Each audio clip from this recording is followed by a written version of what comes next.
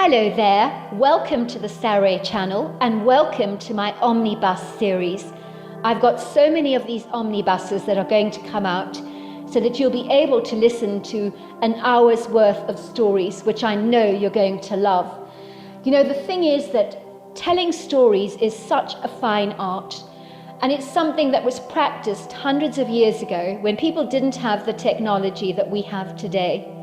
And everyone would gather around the fire and listen to a wonderful story. And also, what is so wonderful about a story is that personally, I think it is the best way to go to sleep. Every night when I go to bed, I always listen to stories. And that's something that parents used to do with their children. It's something that they still do with their children. There's nothing better than a good story. And so I hope you're going to enjoy this series. And before we start, I just want to say, do subscribe to my channel because you don't want to miss out on anything. Because I'm in for the long haul and I want to make sure that you get the most stunning stories to go to bed with at night or to listen to when you want to be one of those people sitting beside the fire and listening. Don't forget to subscribe to my channel and let's get started. I hope you're going to enjoy the omnibus. Dear Sarah, and all your lovely listeners. The old woman stood in the tiny little kitchen, emptying out a small container of Kitty's delight onto one of the most resplendent china plates from her prized, most prided dinner service, as Brandy always deserved the finer things in life, the very best. The old woman was sure the cat appreciated the gold leaf rim around the corners of the plate. The dinner service, of course, had cost an absolute fortune, but that was beside the point. She gingerly checked the label on the Kitty's Delight container to ensure it was the right flavour, for there were times she'd returned home from the store with the wrong flavour, and that had never gone down well with Brandy, who was a very discerning cat, and you couldn't easily pull the wool over his eyes. Brandy was beautiful. He was the colour of grey smoke, and had the most magnificent amber eyes. In certain lights he sometimes almost looked ghost-like, when he discreetly slipped past you in the dark. The old lady thought he resembled a blue Burmese, although what breed he was she didn't know. Brandy, of course, assumed he was proudly aristocratic, and had blue Burmese lineage, which was probably true based on his very distinctive appearance. It was very apparent that the snooty, self-entitled, rather indulgent cat did not think he belonged with the riffraff of cat society, which of course included the downtrodden feral cats that had never known the benefits of a fine, luxurious lifestyle, like the privileges that Brandy had, of lying by the fireside on a sumptuously cosy, soft couch on a cold winter's night, thoroughly enjoying the warmth of the flames as they crackled away merrily in the hearth, or getting your food delivered to you by your human owner that could easily be persuaded to do your bidding, if you meowed for long enough and kicked up a significant amount of fuss. Brandy was very particular about all the food he ate. God forbid if the old lady dared to bring home any other flavour besides Kitty's delight in pilchard, prime steak or chicken and liver. Those were the only 3 flavours Brandy would ever eat, and experimentation with other brands of cat food from his human owner was absolutely off limits. Brandy was rather partial to the occasional piece of poached salmon, or leftovers from the lady's roast chicken, which she ate every Sunday for lunch as a matter of routine. For everything about Peggy Warmonger was structured, and she devotedly lived her life by routines. Ostensibly, if Brandy took a dislike to the food the old woman gave him, he would always express his extreme indignance by playfully putting his furry paw in the plate and pushing the food around, as if to say, "That's disgusting! There's no way I'm going to eat that!" And surprise, surprise, he never did, for the old woman was very malleable and could be easily manipulated. If Brandy was hungry, he would continue to meow and meow and meow and meow until the old woman opened another tin, which was a flavour that Brandy approved of, and when that happened, Brandy was an extremely happy cat. On this rather unassuming Friday morning, Brandy was purring profusely, rubbing his sleek, grey body against the old woman's stick-thin ankles, He slipped under the folds of her long skirt, covering it with his fine silken hair. Brandy liked to mark everything by rubbing himself against it, and the old woman belonged to him, as did everything in the cottage.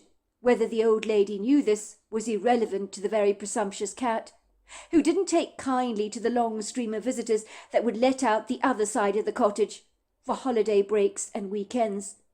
Brandy did not trust the strangers as far as he could throw them, and the occasional guest that would stay at the cottage, whom had dared to try and stroke him on occasion, and not escaped unharmed, for Brandy had lashed out at them with an angry claw, and occasionally, very satisfactorily, drawn blood. Mrs. Warmonger had been somewhat embarrassed by Brandy's antics and inappropriate behaviour. She would apologise profusely for her cat, and explain that he was not friendly to strangers. But people, of course, they never listened. They'd say, "Oh, don't worry about me. I'm good with cats. Cats love me. Oh, isn't he so cute? He's so lovely. Look at him." They would bend down to stroke him, despite Mrs. Warmonger's warnings, and then they would get a nice big scratch from Brandy, and cry out in pain, and look at Brandy as if he was the devil incarnate. Mrs. Warmonger would bite her lip awkwardly. People were so stupid, she would think to herself. I warned them Brandy wasn't friendly, but they wouldn't listen, would they? They always think they know better. If they got scratched, then that's entirely what they deserved. Mrs. Warmonger did not realise that she was as untrusting and cynical of strangers as her cat was. They were rather like two peas in a pod, for they both had a distinct aversion to having their peace disrupted by the visitors that frequented the property, that would on occasion be as noisy as the seagulls. Mrs. Warmonger had seen them all, people from walks of life that she could only imagine. Some moved into the cottage for a few days, weeks, or even months, from rowdy teenagers to families enjoying a break, professional people looking to escape the city, or romantic couples. The list went on and on. All right, Brandy. Keep your fur on," said the old lady. "Your food is coming. Give me a moment, will you? I'm not as agile or as sprightly as I used to be. We aren't all built, you know, to be as nimble as you are, Brandy." Brandy took no notice of the old woman's indignance, but continued to rub his sleek, silky body against her ankles, which he always did when he was impatiently demanding food from the woman. This behaviour always got his human carer to bring out the food pretty promptly. "All right, it's ready," said the old woman, tapping the countertops to tell the very presumptuous cat the food had been dished out on the plate for him to enjoy. Brandy didn't hesitate to jump up onto the countertop. He liked to perch on the high level and eat. Brandy sniffed the meat very suspiciously, in case the old woman had duped him. You couldn't be too careful about that, could you? With these human providers, they always needed to be kept in line. Sometimes they could get the food they presented to you badly wrong, and Brandy would have none of it. Brandy was exceedingly spoilt, but once he was satisfied the old woman had dished out his favourite prime steak, he began to hungrily dive into the plate of food approvingly. The woman sighed with relief. If Brandy was happy, then so was she. It had come to the old woman's attention that Brandy was gaining a sizable pooch, probably from eating an excess of calories, which she was responsible for, because she couldn't help but give in to the cat. Even the vet, Mr. Carmichael, had looked at the old lady questioningly and said, "How much are you feeding Brandy, Mrs. Warmonger? If you don't mind my saying, he's getting rather porky." You know, Mr. Carmichael, I give Brandy small portions. He doesn't eat that much, you know," she lied, for she didn't want to be accused of being a bad owner who was neglecting her cat's ever-increasing waistline. Mr. Carmichael had looked puzzled. "Well, maybe someone else is feeding your cat, Mrs. Warmonger." Mrs. Warmonger nodded her head in agreement. "Well, it's a possibility, Mr. Carmichael," she said rather lamely. "You know, we have guests that stay in the other half of the cottage that the trust has let out to holiday makers. It may be that such people might be rather tempted to feed Brandy. I mean, everybody loves Brandy. Can you blame them? He's a very good-looking cat." "You should discourage such behaviour, Mrs. Warmonger," said the vet. "Maybe you should tell your guests not to spoil your cat. Obesity among animals and the feline population is becoming a big problem here in North America." The old lady had bitten her lip, so much that she'd actually drawn blood, and could taste its saltiness on her tongue. If Brandy got obese, so be it. Mrs. Warmonger was not going to deny her cat the good life. That was more than her own life was worth, whatever Mr. Carmichael might have to say about the matter. So she nodded at Mr. Carmichael obligingly and said, "I'll do my best, Mr. Carmichael," knowing full well that for the foreseeable future Brandy would not be embarking on any calorie-restricted diets, for Mr. Carmichael didn't have a clue how demandingly obstinate Brandy could be, and if she didn't give in to Brandy's every whim, life that she would be subjected to would not be very pretty. The old woman glanced out of the window of her kitchen in the old cottage. She had never tired of the prepossessing views that she feasted on every single day, that overlooked the majestic great expanse of the ocean. She could see the sea was calm today. It was a deep blue colour that in certain lights almost looked turquoise. Ever since she was a little girl, Peggy Warmonger had always loved the ocean. She had lived in this cottage that belonged to the Trussler family for the last 30 years or so. Time had gone by so fast. It seemed like only yesterday she'd moved into the place. The sizable cottage had been divided into 2 parts. This had all happened in the 1970s, when the 2 Trussler boys, who were now in their early 20s, had inherited the cottage from their late grandmother. They had decided that rather than sell the place, that they would divide it in half, so that they could own a half each, and both enjoy coming down to the cottage for weekends with their respective families, which they did for a while, until their wives decided they wanted to visit more exotic locations for holiday breaks. It was then in the 1980s, the 2 Trusslers decided that they would now rent out the property as a way of bringing in extra income.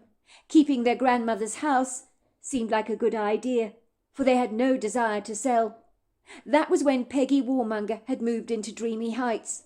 Mrs. Warmonger had been given her accommodation free from the Trussler boys, who had given her the responsibility to take care of all the visitors that would frequent this part of the world, to stay at the property for short holiday lets. The Trusslers liked to feel that someone responsible was living on their property, overseeing all their guests. So Mrs. Warmonger got free accommodation, and the Trusslers paid her handsomely to keep the cottage clean and to help the estate agents manage the guests that would come here to stay. Some people stayed at the cottage for weeks, others for months, some for days. But Dreamy Heights was always in demand. Many people came to this remote, rather rugged part of the Oregon coast to escape the rat race of city life. Over the 30 years that Peggy Warmonger had been in residence here, the cottage had hosted writers, poets, and artists alike coming to stay here, and all manner of interesting guests, although she had of course hosted some nightmare tenants. But the less said about those unsavoury people, the better. The guests she was expecting today were a Mr. and Mrs. Songbird. She wondered, with people who had names like that, whether they were musically inclined or great at singing. Only time would tell. She had spoken to Mr. Songbird, a man who insisted that she called him Bernie. She had met him 2 weeks prior, when he'd visited the cottage. He'd come to look at the place, which he described as perfect for him and his wife's needs. When people viewed the cottage, that was what they would always invariably say. The cottage and its location were so dreamy, hence the name Dreamy Heights was the name that the Trussler boys had given to their grandmother's cottage. It seemed very appropriate. The decor was so sumptuously cosy that many guests had come back to Dreamy Heights again and again, year after year, to enjoy this stretch of rugged coastline. Bernie had looked rather awkward when Mrs. Warmonger had asked if everything met with his approval and satisfaction. "Oh, but of course," he had said, "this cottage is absolutely perfect for me and my wife. My wife has a baby. It's about 6 months old now, so it will be the 3 of us moving in. I trust this will not be a problem for you, because we will need to make one of the smaller rooms into a nursery, and a cot would be appreciated, of course, if that is not too much trouble for you." The word baby had got Peggy Warmonger's immediate attention, for she loved babies, but she tried her level best not to show the eagerness and enthusiasm in her dark brown bird-like eyes. A baby in residence at the cottage? This was music to her ears. Who would have thought of it? This would be a first. Dreamy Heights had sometimes had children staying over at the cottage for a couple of weeks, but more often than not, most of the visitors were usually adults. But a baby, this was welcome news indeed. "A girl or a boy, Mr. Songbird?" she had asked nonchalantly, somewhat trying not to appear too interested. Peggy Warmonger was hoping that Bernie would say it was a girl. As far as she was concerned, girls were so much better than boys. They were sugar and spice and all things nice after all. Boys were puppy dog tails and stuff like that. "It's a girl. Her name is Molly. She's very sweet, cute little thing," said Bernie, his eyes bright with the adoration of a devoted father, who perked up immediately when he talked about his own child.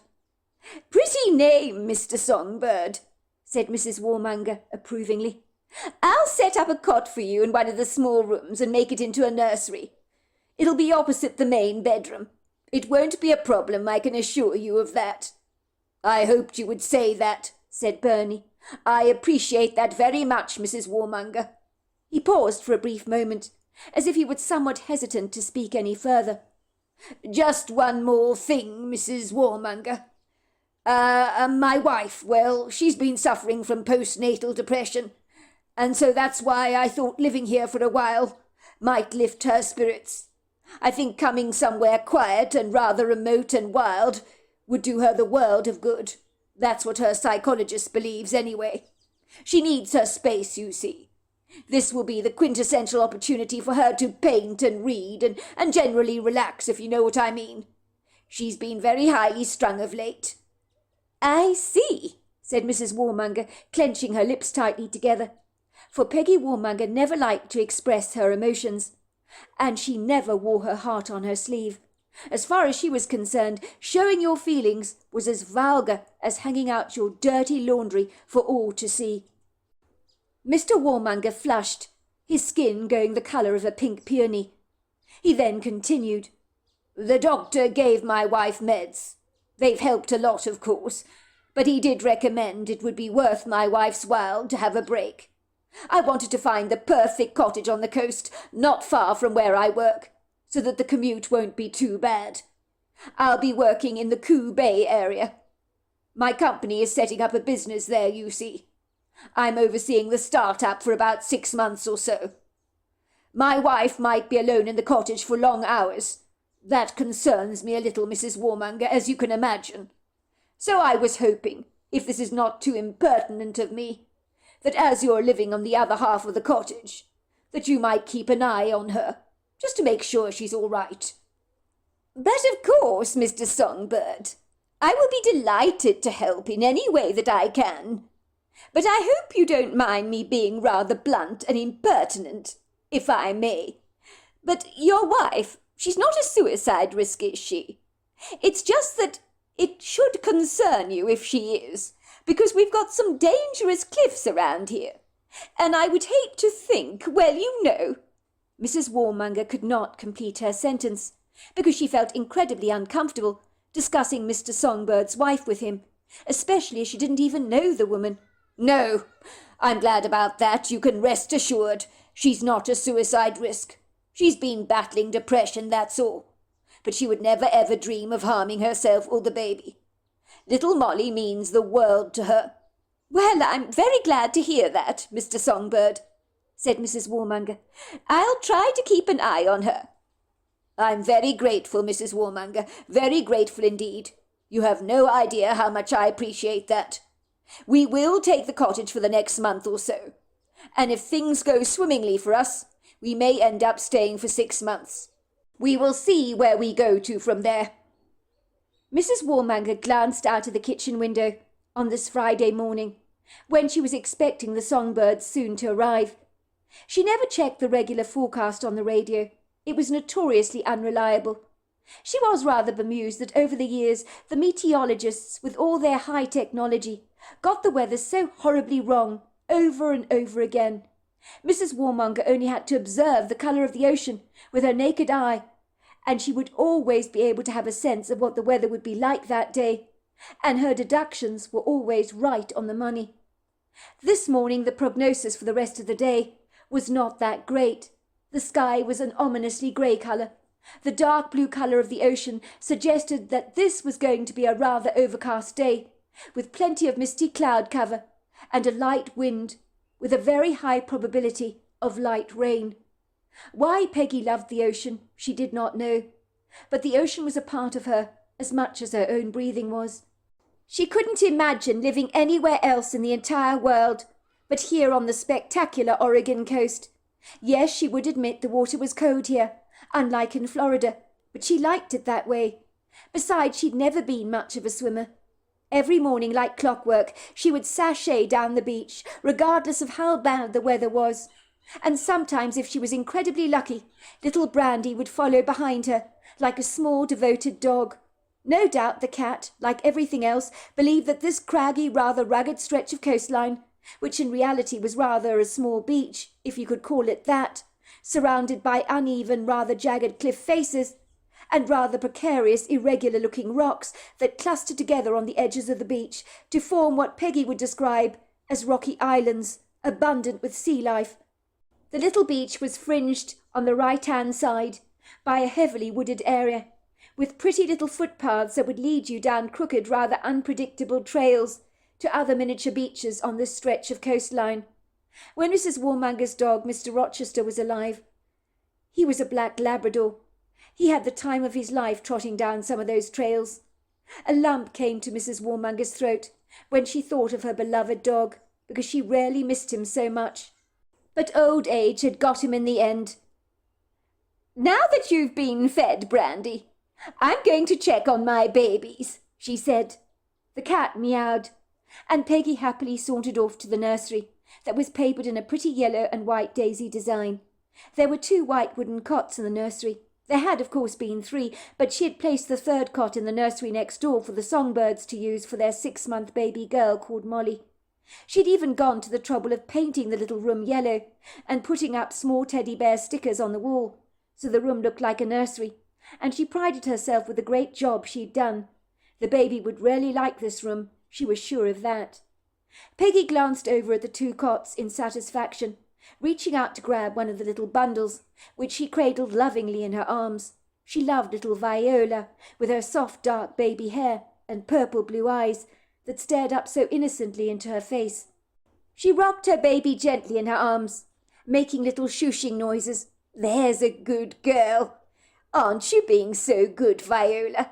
How about I change you into your pretty yellow outfit that matches the wallpaper in here? You'd look good in that, don't you think? Just like a real princess. You want to be a princess, don't you?" Whether Viola did or did not, she failed to answer. Instead, her purple eyes stared up at the ceiling rather vacantly. Peggy began to change Viola, very gently, as she always did. "There you go," she said, looking satisfied at the work she'd done, and patting her baby. Viola did not whimper, nor did she make a sound. "I told you that you'd look so pretty in this, Viola. And you look like the perfect princess, don't you?" She sighed when she remembered that the songbirds would be here soon enough. She needed to get the other half of the cottage ready before they arrived. She'd run a hoover over the place very quickly, dust the furniture, and put up some vases of flowers and fresh fruit around the place to welcome the guests. Bernie had asked her to stock up the refrigerator with fresh produce, which she had done faithfully, so she could cross that off the list of things to do. She reluctantly tossed Viola back into her cot, so one of her chubby little arms dropped out from beneath the crochet blanket. Peggy briefly glanced over at the other bundle in the remaining cot, feeling a tad disappointed that she couldn't attend to the other baby right now, which was a dreadful pity, but it couldn't be helped, could it? "I'll check on you later, Daisy. Mummy's got stuff she needs to do. Plenty of stuff," she whispered to the silent, unmoving bundle in the other cot. Standing in the doorway, Peggy blew her 2 babies loving kisses and quietly closed the nursery door behind her, because she didn't want to wake the sleeping bundles. There was Brandy again at her feet, rubbing himself between her legs.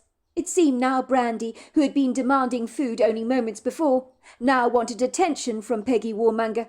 But Peggy had things that needed to be done, and there was no time to lose. It was always important to conduct herself as professionally as she could, and she wanted to make sure that the cottage was in good nick when the songbirds arrived. Peggy Warmonger prided herself on being a perfectionist. She knew guests staying at Dreamy Heights would be very challenged to find a speck of dust anywhere after she had fastidiously cleaned the place, for the windows gleamed and everything was polished. Gemma Songbird had been dozing off in her husband's silver BMW. It was so stuffy in his car. Her husband Bernie had insisted on turning the heat right up. This was so typical of him. The temperature was cloyingly uncomfortable. She was sweating under her armpits, and it was down her back as well. In summer, Bernie put up the air conditioning at full blast, and she would be so icy cold in his car, and was always forced to put on a cardigan or a jacket. But when the weather was on the slightly cool side, her infuriating, insufferable husband insisted on turning the BMW into a swelteringly hot sauna, with scorching temperatures that were hot enough to make you remove your winter layers, as if it was a smoulderingly hot summer's day. Luckily, little 6-month-old Molly was strapped in a baby seat at the back of the couple's BMW. She seemed comfortable enough. The rocking of the car seemed to have sent her off to a restful slumber. They hadn't heard a peep out of her since they had left the Coos Bay area. Gemma had dressed her in a very light onesie, wisely predicting that her husband Bernie would turn their BMW, if given the chance, into a tropical rainforest before they even reached their destination. Gemma, of course, had argued tirelessly about the unreasonable high temperatures in the BMW. Bernie seemed to like extremes of temperature, so her arguments about the air conditioning system being either too hot or too cold always fell on deaf ears, and eventually just flatlined. In the end, out of sheer frustration, Gemma had accepted the status quo, and that the temperature in their car would never ever be to her liking, even though little Molly didn't seem to complain a bit. But luckily it was a short journey from Coos Bay, where Bernie had touched base with the office where he intended to work for the next 6 months or so. The previous day they had travelled all the way from their home in San Francisco to Coos Bay, and that had been over 9.5 laboriously drudgerous hours spent in the car, listening to Bernie's favourite opera music that had driven Gemma mad. So this trip to the Oregon coast was a lot shorter, which was a relief, as yesterday spending such a long time in the car had been pretty close to insufferable for Gemma. She abhorred long journeys at the very best of times. If she had her way, the family would fly everywhere, but Bernie had an aversion to doing this.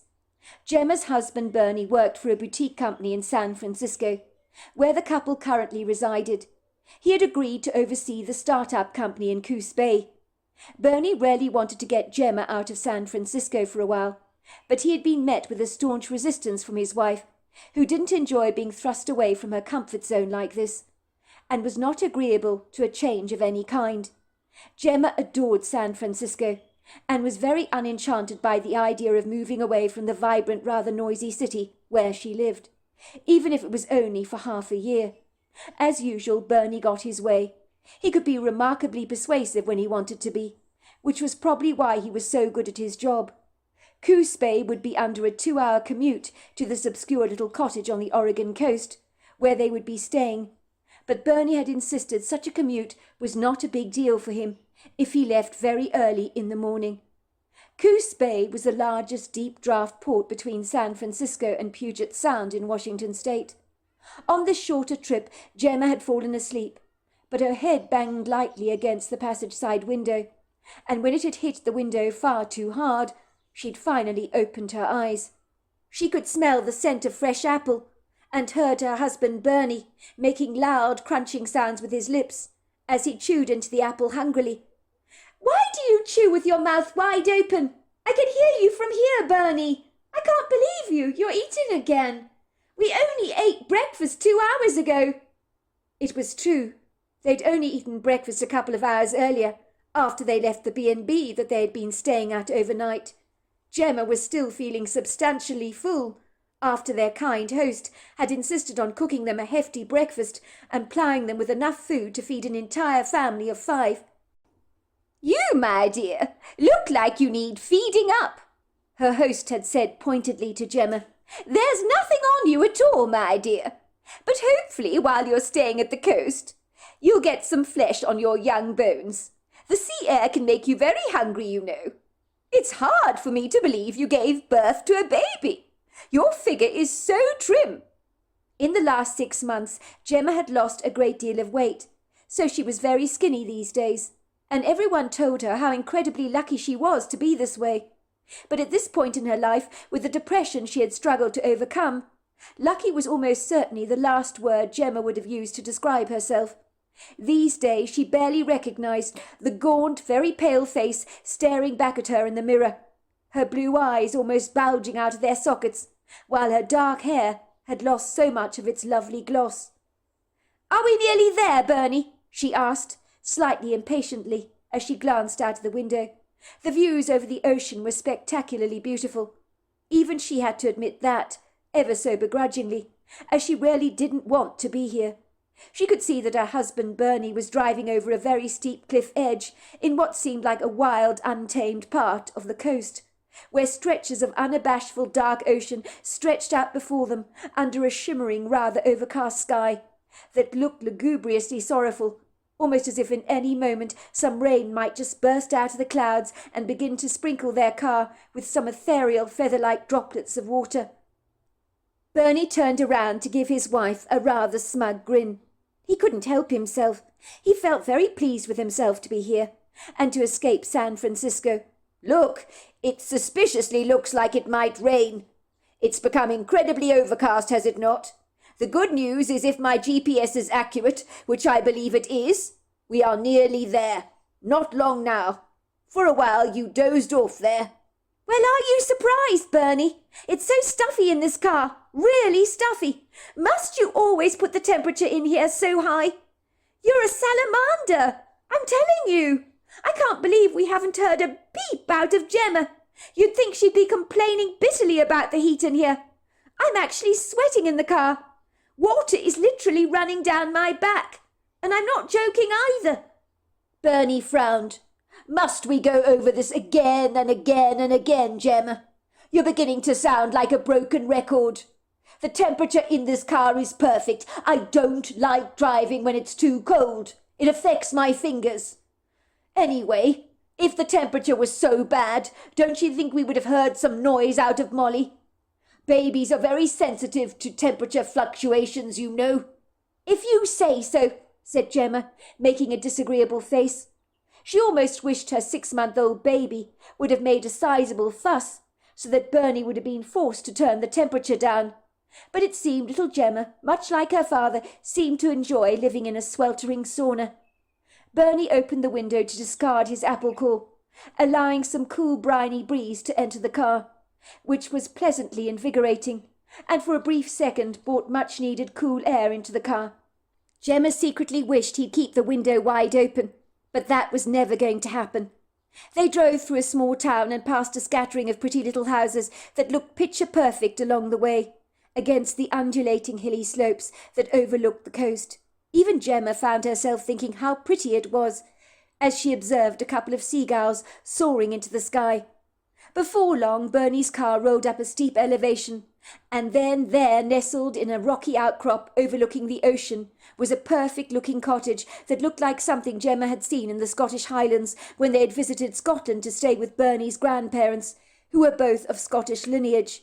Bernie looked a little Scottish himself, with his pale blue eyes, fair skin, and his strawberry blonde hair, and on some occasions he wore a kilt in the traditional way, without wearing any underpants. It was funny how people would giggle and say to Bernie, "Are you wearing the kilt the proper way? You know what I mean? Like a true Scotsman, and letting everything hang loose." "Absolutely," Bernie would say with a cheeky grin on his face. "I've got Scottish blood running through my veins, haven't I? I don't want to betray or offend my heritage by wearing things incorrectly. Or some of my past ancestors might haunt me in my sleep, and I wouldn't want that." "You wish," his friends would tease. With the greatest of respect, Bernie, I think your ancestors have greater concerns in the heavenlies than worrying about whether you're wearing your underpants or not. When Gemma had met Bernie's grandfather over 4 years ago, she had realised that Bernie and his grandfather were pretty much carbon copies of each other and shared so much in common. Both had a similar dry sense of humour. Furthermore, both men were interested in playing golf and eager chess players. They were thinking men that always applied their brains. Bernie had an incredible brain on him, which made him an ingenious pioneer in the workplace, and because of his innovative ideas, he had been headhunted by the boutique company over 7 years ago and never looked back. Gemma, on the other hand, was much more fanciful and enjoyed overindulging in artistic pursuits, and reading was a great passion with her. She had told Bernie on their visit to Scotland how much she adored the cottages in the Highlands of Scotland, and how she would dream to live in a place like his grandparents did, with oodles of charm and character. She loved the enchanting stone walls steeped in a rich, vibrant history, the delightful whitewashed exteriors, the cute sash windows, the large generous fireplaces, the nooks and crannies around the cottages where you could find peculiar shaped cupboards and low ceilings that were covered with interesting wooden beams. She didn't expect to find a cottage like this on the Oregon coast of all things. So its surprising, rather idiosyncratic appearance for this part of the world had delighted her, as wistful nostalgic memories of the blissfully magical time she had spent in Scotland with Bernie and his grandparents came flooding back, bringing happy tears to her eyes. Bernie had not told her much about the cottage they'd be living in for the next few weeks. She hadn't expected it to be anywhere near as nice as this, but if this was where they'd be staying, it was a game-changer. Yes, she could imagine living here for the next 6 months or so.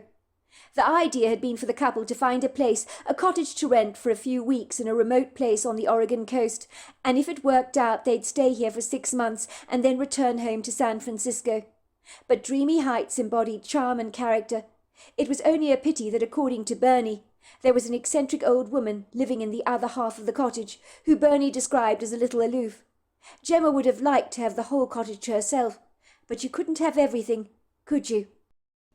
Gemma was to later learn that the Trustlers who rented out Dreamy Heights had inherited the cottage from their Scottish grandmother, who had missed her homeland so much that she had built the cottage to bring a taste of Scotland back to America. "If I can't live in Scotland, as I'm married to an American," she was known to say, "I can bring Scotland to the Oregon coast," which is what she had done very successfully, it would seem. "Is this where we're going to stay for the next month or so?" Gemma had asked, her eyes now standing up on stalks as she stared at the cottage incredulously, with an expression of wondrous awe on her face. "This is it," said Bernie proudly. "What do you think, Gemma? Do you like it?" "I love it!" Gemma cried out. "I feel as if I'm in Scotland all over again. This cottage is just like your grandmother's place. I didn't know they had cottages like this in America. This place is absolutely amazing. If I didn't know any better, I'd believe we were in Scotland. Even the grim weather today seems rather appropriate." "I know exactly what you mean, love," said Bernie. "When I saw this cottage for the very first time, I must admit I had similar flashbacks of our nostalgic time that we spent together in Scotland, in the Scottish Highlands with my grandparents. I knew we had to take this cottage, even though it's further away from Coos Bay than I would have liked. But I think it's perfect for you. I knew how difficult it was for you to move away from San Francisco, even for a while. So I had to make sure you would be happy. So we need to stay somewhere special, do we not?" "This place is special, Bernie," said Gemma, sighing happily. "You've outdone yourself. You really have. It's very special. You could have plucked this cottage straight out of the Scottish Highlands and brought it back to America like a rare flower." "I could not have described it better myself, love. Believe it or not, Dreamy Heights was built by a Scottish woman called Joyce Trussler. She wanted to live in a home that embodied the coziness of the cottage she had grown up in Scotland as a girl. So some of the building materials to build this cottage were transported all the way from Scotland to America. She built her house from traditional Scottish materials, would you believe? The cottage has stood the test of time, as you can see, because houses can easily degrade in this part of the world, with the ruthless vigour of the sea air. It's an incredibly well-built structure, and is in high demand for people looking for a holiday break. A little on the quirky side, you could say. You know me, Bernie. I love quirky. I mean, who wouldn't want to stay in a cottage like this? Said Gemma, unable to conceal her excitement. She had been very unenthusiastic about the prospect of staying on the Oregon coast for a few months, but her psychologist, Dr. Sternberg, had told her a change of scene would do her the world of good, and her husband Bernie had wholeheartedly agreed with the idea, even if it meant he had to commute every day to the Coos Bay area on Highway 101. Bernie would do anything for his young family. He was a kind, considerate man like that, with a huge teddy bear-like heart. He was about 10 years older than Gemma, and she had worried significantly about the age gap between them when she'd first married him, but she had fallen for him hard, owing to his kind, gentle nature, and besides all that, Bernie always made her feel incredibly safe. Bernie had actually been married before, but the relationship had only lasted a couple of years, as his ex-wife, who had never had any children with him, had gone off with Bernie's best friend, and that revelation had been crushing. It had hit Bernie hard, rather like a pickaxe being lunged at his face. Despite his best friend's betrayal, Bernie had forgiven him, and they still remained good friends, although his best friend was no longer with Lucinda. Bernie's ex-wife Lucinda was currently working her way through husband number 4. She went through men as fast as some kids get through their snacks on the school playground. I'm afraid Lucinda was a bit of a live wire, a restless spirit, you could say, when I married her. At the time I found it rather attractive, but she wore me down like sandpaper on a carpenter's table. She could never settle, you see, and got bored easily, he had told Gemma. Frankly, if the truth be told, I simply could not keep up with Lucinda's energy. I felt like an old man that was taking on a rambunctious, overactive dog that I simply could not control. Whenever I wanted to relax and take a breather, she'd be begging me to go out with her on the town. She would descend into a miserable sulk if I wouldn't oblige her every request, and she was forever saying, "I'm bored! I'm so bored! There's nothing to do! Why can't we go out, Bernie?" It was exhausting being married to her. So when I discovered she'd cheated on me with my best friend Ken, I guess I wasn't entirely surprised about that. If the truth be told, there was a very small part of me that was actually relieved. I was, of course, broken-hearted at the time and deeply hurt by her obvious betrayal. But after we parted ways, I was relieved to be free from her constant badgering and nagging. I hasten to say Ken didn't last 2 weeks with Lucinda. He thought I was a saint for putting up with her for so very long. He said she should come with a warning sign which says, "Danger, this woman won't let you get a wink of sleep." He had been absolutely exhausted by his relationship with her. It took him a long time to recover. Gemma had not been looking forward to leaving their little house in San Francisco behind for a good 6 months or so. She realized she was looking forward to staying here at Dreamy Heights now that she'd actually laid eyes on the idyllic little cottage. Maybe her psychologist, Dr. Sternberg, had been right after all, when he had suggested a much-needed break away from San Francisco would be very good for Gemma. Gemma had not been impressed with the idea of leaving San Francisco. "I don't see why living somewhere else for a few weeks is going to make me feel better," she had chortled angrily. "You will be surprised, Mrs. Songbird, how a change of scene can be exactly what you need. I've been working as a clinical psychologist now for many years, and when it comes to my patients, I have seen that a break away from regular life can transform their lives quite literally. It's better than taking medication. I had a patient on my books who refused to leave home for many years, you know. She actually became like a prisoner in her own house.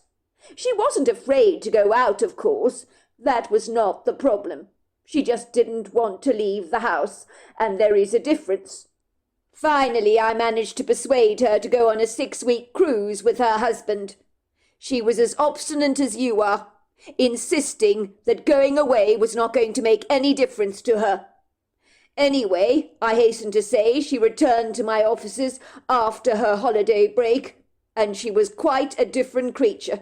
It was like she'd been reborn. Even her marriage had been revived. She was vibrantly happy.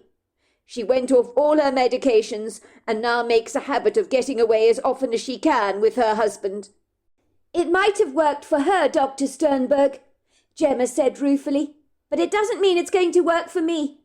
I'm sure you mean well, Dr. Sternberg, and I appreciate your advice, but I'm not like your other patients. I've just had depression, and I'm sure I'll snap out of it sooner or later. Dr. Sternberg had shrugged his shoulders nonchalantly. Well, that may be true, Mrs. Songbird. You will never know, will you, unless you try something different. I have spoken to your husband, Bernie, about all this. He told me that he can take up a job in Coos Bay for 6 months, and I think you should seize the opportunity with both hands. A change of scene is exactly what you need. Why don't you take this offer up? It's a perfect opportunity for you. I mean, what have you got to lose? Think about it, Mrs. Songbird. If it doesn't work out for you, you can always come back to San Francisco at a moment's notice. Gemma had reluctantly agreed to this idiosyncratic idea. There was no doubt she had been hit hard by postnatal depression that had obliterated her joy so ruthlessly that there had been times she had been plagued with suicidal thoughts. She would never have dreamed of attempting suicide, of course, but the very fact that such treacherously devious ideas had entertained her mind, even for a brief second, had been worrying indeed, and extremely disquieting to say the very least. Gemma had always had a positive outlook on life, and had never been downcast about anything, so these new, bizarre, outlandish feelings that had engaged her thoughts had been as crippling and disabling to her emotional state as losing an arm or a leg. After she had fallen pregnant, she had become untypically pessimistic, as if everything in her life that was once surrounded by a rosy glow had become unwelcoming and dark. People had not failed to recognize that the fun-loving Gemma had been extinguished. She had become so entrenched in a negative outlook. Gemma remembered shortly after baby Molly was born, she had struggled to bond with her baby. The nurse had promptly and very enthusiastically thrust baby Molly into her arms, wrapped in a white crochet blanket. She'd cooed like a mother hen about how magnificently beautiful little Molly was. "Isn't she the sweetest thing you've ever seen? Oh, goodness gracious me! Look at that little smile! She was 6 pounds 2 ounces, you know. That's a very healthy weight for a baby.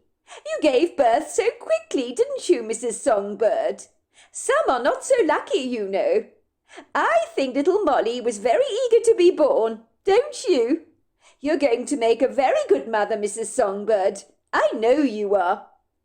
Gemma had felt absolutely nothing when she stared vacantly at her baby in her arms, as if she was staring at a French baguette when she wasn't hungry. The baby held absolutely no interest to her. She felt no tug of the heartstrings. She had naturally been told about the euphoria mothers feel when they first lay eyes on their newborn baby, but none of that had happened to Gemma. When she'd been carrying the baby in her womb for 9 months, and felt little Molly kick inside of her, she had not felt remotely excited about the upcoming birth, as most mothers invariably would. Instead, she felt like a big beached whale that felt far removed and insouciant towards the baby that was growing inside her. What on earth was wrong with her, she had privately wondered. Had she not been deliriously happy and proud to have fallen pregnant, and the promising future that awaited her new little family? At the time her skin had glowed, and she had sailed through her pregnancy so effortlessly easily. but any joy in her heart about the upcoming delivery of her baby was cruelly expunged, for she had felt nothing, absolutely nothing, and she knew these feelings of hers were abnormal, so she chose not to share them with anyone.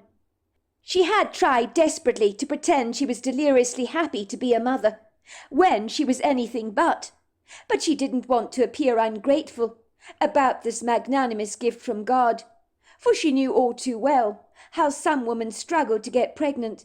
But even so, her joy in being a mother was short-lived, if indeed it had ever been there at all.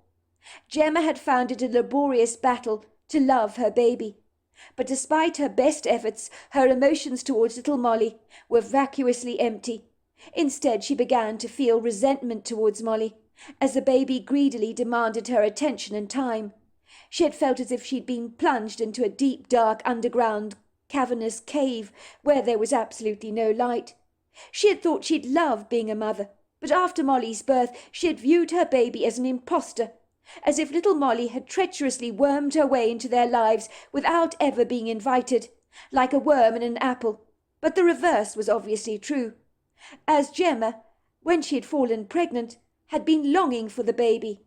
But now things were very different.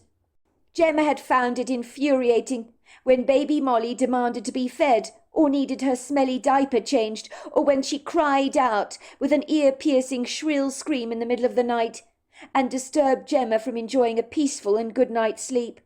The sleepless nights had only served to stir up the increased displeasure, hostility and resentment she had in taking charge over Molly, and it didn't help that Bernie hadn't been very helpful in that regard, so she felt increasingly as if she was all on her own. If she could have tossed her kid into somebody else's arms and said, "There you are, have her," she would have been tempted to do so. Instead, she clandestinely hid her irrational, somewhat incongruous feelings from the world, terrified of being judged by family and friends, who would likely feel she was a monster for feeling so much dispassion towards little Molly. But she couldn't help the way she felt. She had thought of nothing else beyond being a mother, but when it had happened, it was not the dreamy, wistfully magical experience that she had envisaged for herself.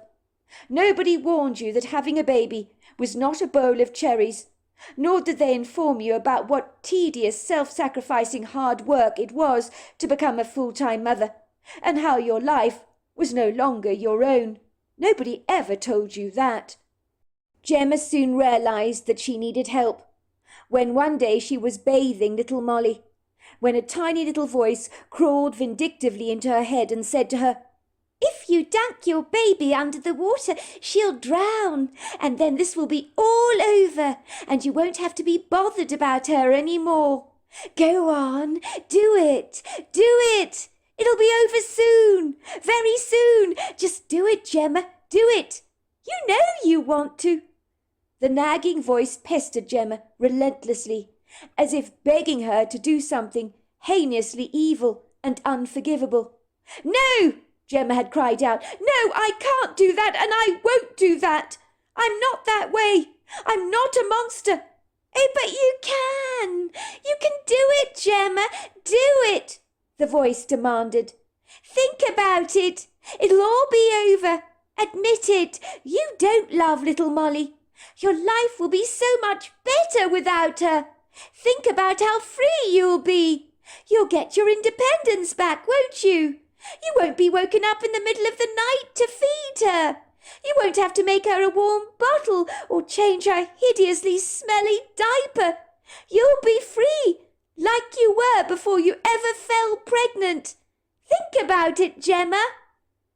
Gemma had confided in Bernie about the troubling, disjointed and disquieting thoughts that were rudely plaguing her mind. "Please don't judge me, Bernie," she had said, unable to suppress her sobs. "Please don't think less of me. But I've been having really macabre thoughts about wanting to harm our baby.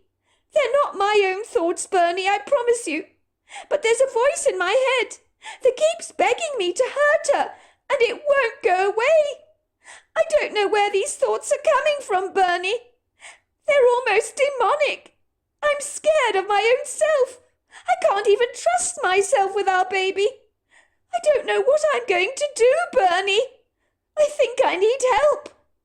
Bernie immediately realised that the couple had a big problem. He had not failed to notice that Gemma's behaviour towards baby Molly was somewhat indifferent. She seemed attached towards the baby. But he had assured himself that this was because she was an exhausted, overtired mother, and that would be normal behaviour. But now he realised they had an issue that needed to be dealt with at once. Bernie had never judged Gemma or condemned her for her bizarre, outrageous indifference towards Molly. But it was disturbing that his wife had been tempted to hurt the baby. I wish you'd told me about this before, love. How long has this been going on for? Gemma hung her head in shame, unable to meet Bernie's inquiring eyes, for she felt such pitiful shame for the unkind thoughts that had filled her head from the moment she woke up until she retired to bed every night. These traitorous thoughts that had engaged her attention from morn to dusk had become like a terminal cancer in her heart, indiscriminately gobbling up any peace within her. Recently the voice had been telling her how meaningless her life had become, and why did she not take a bottle of pills and be done with it? But she didn't tell her husband about the suicidal urges that had been twisting her mind of late, as she knew this revelation would distress Bernie all the more. You didn't answer me, love. How long have these feelings been going on for? Well, I hate to say this to you, Bernie, but when Molly was born, I felt nothing towards her. Nothing, she said, her eyes filling with tears. What's wrong with me, Bernie? I'm such a dreadful, dreadful mother. Little Molly deserves so much better than me. All I feel towards her is resentment, and every time I hear her cry, I want to go up to her and shake her so hard and tell her to just shut up and stop screaming. I feel nothing when I try to rock her back to sleep. And I absolutely hate it, Bernie, when I have to change her smelly diaper. I'm not a good mother. I'm really not.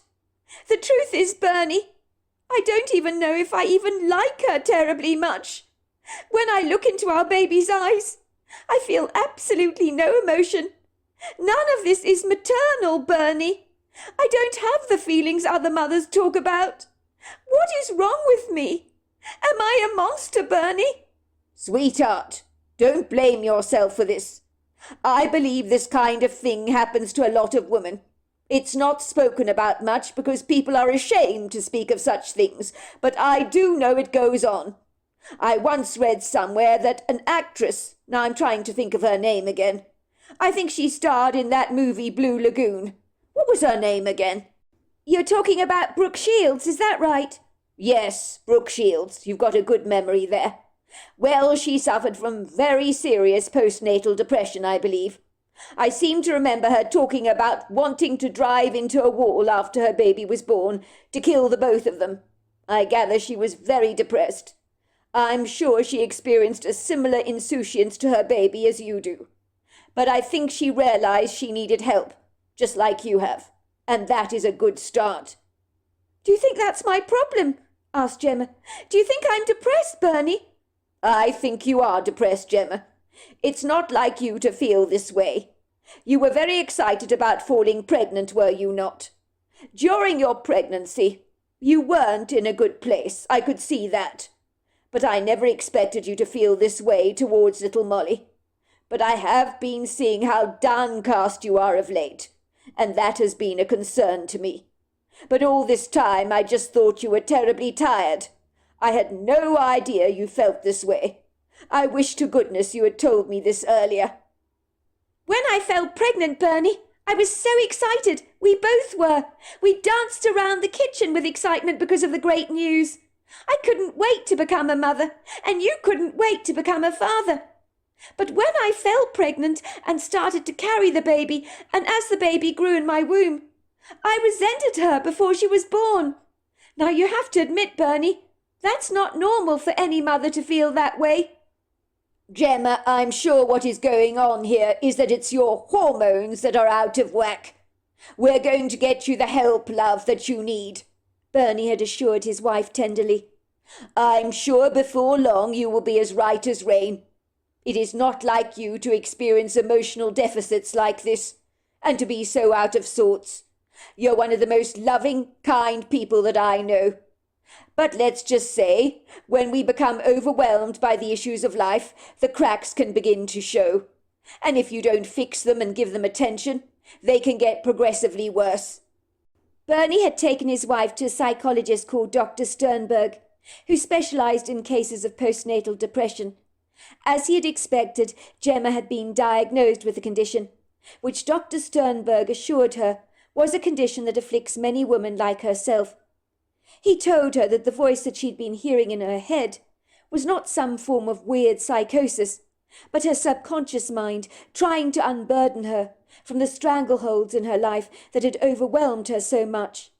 For many women, Mrs. Songbird, much like yourself, feel after they've given birth that they've been locked up in a coffin and buried under the earth while they still remain alive, and they're trying desperately to escape their confinement so that they can actually breathe again. Well, let's just say that's how one woman described it to me. Well, whoever she was absolutely right about that, Dr. Sternberg. That's exactly how I feel. I feel as if there's no escape from my depression. It's completely overwhelming me. Of course it is, Mrs. Songbird, and I completely understand that.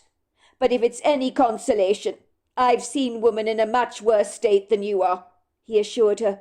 At least you recognized your feelings towards baby Molly were not normal, and that is a very positive start. And the good news is, Mrs. Songbird, this is a treatable condition. So you can get me right, can you? How are you going to treat me, Dr. Sternberg? Well, there are medications you can take that are highly effective. And I do recommend therapy, of course. Gemma had been surprised how the fog had lifted after she had received the chemical help that she badly needed. And she was almost back to being her old self again. Thank goodness she had got help in time. She had heard of women being ferried off to jail after harming their children, and she could easily have been one of them if she had not recognized her need for professional help. The thought of harming baby Molly was too unbearable to contemplate now. But what if she had actually listened to that demanding voice in her head? The thought was too horrifying. These days she adored baby Molly, and had bonded successfully with her baby. But she did have the occasional dark day, when sometimes she'd feel vacuously empty. But it wasn't the same kind of helpless darkness that she had felt after baby Molly was born. So although she did feel like her old self again, she was not totally cured of those down moments she sometimes experienced, which had never been a problem for her before. Before she'd fallen pregnant, that is. But as Dr. Sternberg had told her, "One step at a time, Gemma. One step at a time. Rome was not built in a day, was it?" It was Dr. Sternberg's suggestion that a change of scene would be a great idea for Gemma, and now here they were at this enchanting cottage, and Gemma was already feeling lighter. Maybe coming here was a good idea after all. She had been so sceptical about a change of scene, but the nostalgic layout of the cottage seemed to tick all the right boxes for her. And yes, she did admit it, even though she was loath to do so. She was glad to be away from San Francisco. While San Francisco for so many was a delightful tourist destination with so much to offer, with steep rolling hills, eclectic architecture, and distinctive landmarks like the Golden Bridge that people came from far and wide to see. But now that Gemma was viewing the cottage through dewy eyes herself, the pulling tug of going home to San Francisco had surely just been snapped. Bernie began to discreetly park his car under the open carport on the cobbled driveway, and that was when an old woman suddenly appeared from the back of the cottage. "That's Mrs. Warmonger," said Bernie. "She's a bit of an old stick in the mud, I'm afraid. She doesn't smile at all, but she's harmless enough, I think. She lives in the other half of the cottage. She looks over the place." The old woman rather reminded Gemma of the draconian battle-axe of a headmistress she had known at her previous school when she was in her early teens. Mrs. Warmonger looked like she had stepped out of the 1800s, if that was at all possible. For goodness sake, Gemma thought, people didn't dress like this these days, surely. She was wearing an old-fashioned black button-down frock with a well-fitted bodice that was nipped into her small waistline rather severely. On her small feet she appeared to be wearing some sensible, no-nonsense lace-up brogues, which had to be the ugliest, most sensible shoes Gemma had ever beheld. Mrs. Warmonger wore her long silvery grey hair away from her face rather severely, placed into a very neat but stern bun. The woman's cold dark eyes were pinned on the couple as she warily watched them climbing out of the vehicle. There was not a hint of a warm, welcoming smile on her face. The old woman's vacuous expression seemed to lift when Gemma removed baby Molly from the back seat of the car and placed little Molly on her hip. Molly began to gurgle happily and appeared to be chuckling as she pointed her chubby arm out towards the ocean.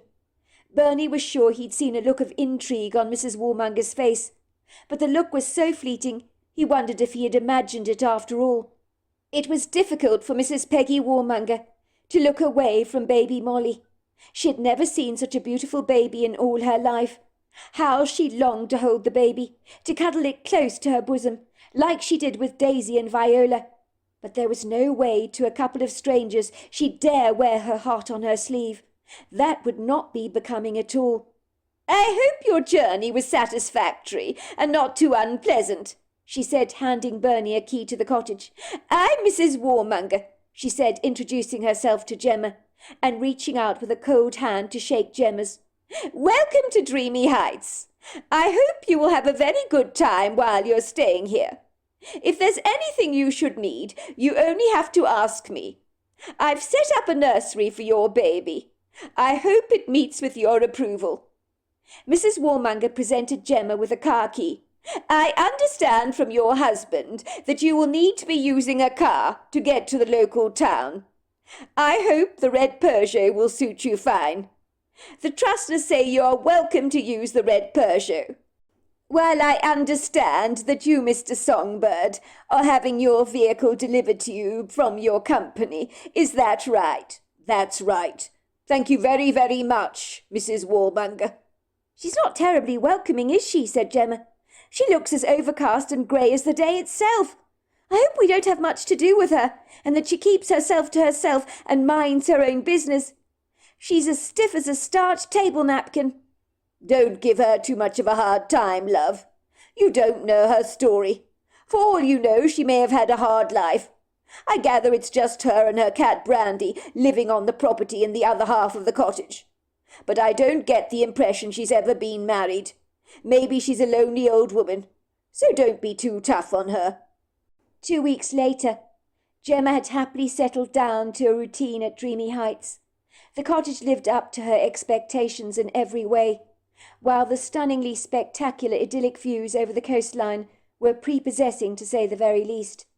Gemma felt rejuvenated, inspired and refreshed.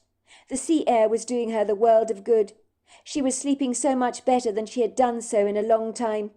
The rosy glow had unabashedly returned to her cheeks, while the sad, hollow, gaunt look on her face had all but disappeared, as the sea air had revived her flagging appetite and helped her gain a little bit of weight.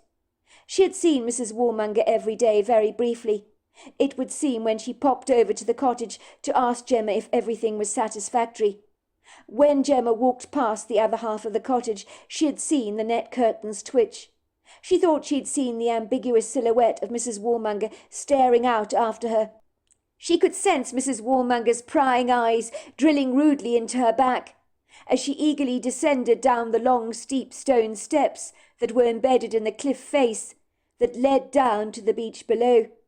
She really wished the old woman was not around, but it couldn't be helped.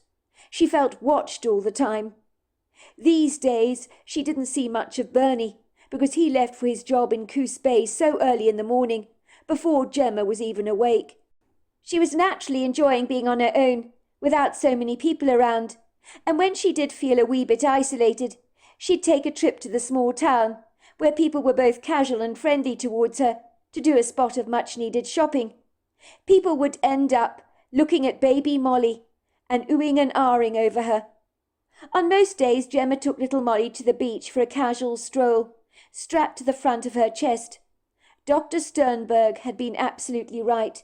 The change of scene, accompanied by the peaceful serenity and soothing tranquillity of this remote stretch of the Oregon coastline, had indeed served to calm down her busy mind. Even Bernie had seen a monumental change in his wife's demeanour. Gemma would wear a smile on her face, like the old Gemma he'd known. And so he was getting his wife back at long last. He knew bringing his wife to this cottage had been a great idea, even if it did mean for him that he had a bit of a commute to Coos Bay every single day. Little Molly, although a small baby still, rarely seemed to respond favourably to their walks on the beach together, and would point out to the sea and chuckle with absolute delight. "You like it, do you, Molly?" Gemma would tease, rocking her baby in her arms. "That's the Pacific Ocean. It's beautiful, isn't it?" On this occasion Gemma had put Molly to sleep in her cot and left Dreamy Heights cottage for a short walk on her own. She needed some time to herself, taking a stroll down the beach. She did not feel it was required of her to keep a beady eye on Molly 24/7. If she was in San Francisco, of course, it was another story. It was essential to have eyes in the back of your head when you were minding children in a large city, in a heavily populated area. It was always a prerequisite in San Francisco to have your wits about you at all times. But out here, on the charmingly sweet, whimsical innocence of the Oregon coastline, she felt very safe here, as if nothing harmful could ever happen to her or little Molly. No one could begrudge her having a few minutes of time to herself, although she was certain the formidable Mrs. Warmonger would have a different opinion, and would frown on her for leaving Molly unsupervised. But she knew that little Molly was perfectly safe on her own. "I'll just be a half an hour," she told herself. Gemma felt a burst of extreme happiness as she eagerly sashayed down the golden beach sand. She was wearing a pair of sneakers on her feet, and some leggings, and if you didn't know any better, you would immediately assume she was about to do a yoga workout. But this morning Gemma had other ideas. She had decided to take a walk to the end of the small beach, and follow a footpath through the woods, and see if there were other little beaches that she could discover, tucked away very discreetly between the trees. It was a slightly overcast day, but every so often the sun would make a fleeting showing, and then hurriedly retreat behind some cloud cover, like a demure tortoise peeping out of its shell. A gentle but crisp, very briny breeze whipped against Gemma's face. But she didn't care about that. It might be slightly cool, but being out here all on her own, magnanimously swaddled by the natural world, made her feel extremely content and very satisfied. Indeed, she hadn't felt this good in a very long time. She was sure her depression was finally lifting. Before long, Gemma was taking an energetic, invigorating stroll down a rugged-looking footpath through the trees, and as she increased her pace, she could feel her breathing intensify, making her painfully aware of how unfit she had become. The red cashmere cardigan she was wearing was taking a beating as a thorny briar angrily reached out like a crab's pincer to claw at the fabric. But she doggedly pushed past the tangled, unfriendly foliage without a single care in the world. It was too much of a beautiful day to concern herself with such trivia.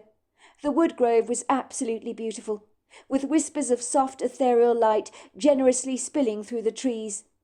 It resembled a subterranean oasis, she could not help but think, filled with the prettiest of bird-song that she had ever heard. It was supposed to be spring, of course, but it seemed as if the ungracious, rather long-suffering days were still hanging on to the dark recesses of winter, as if they were very reluctant to let go, rather like a dying bird clinging to its last breath for longer than you would expect.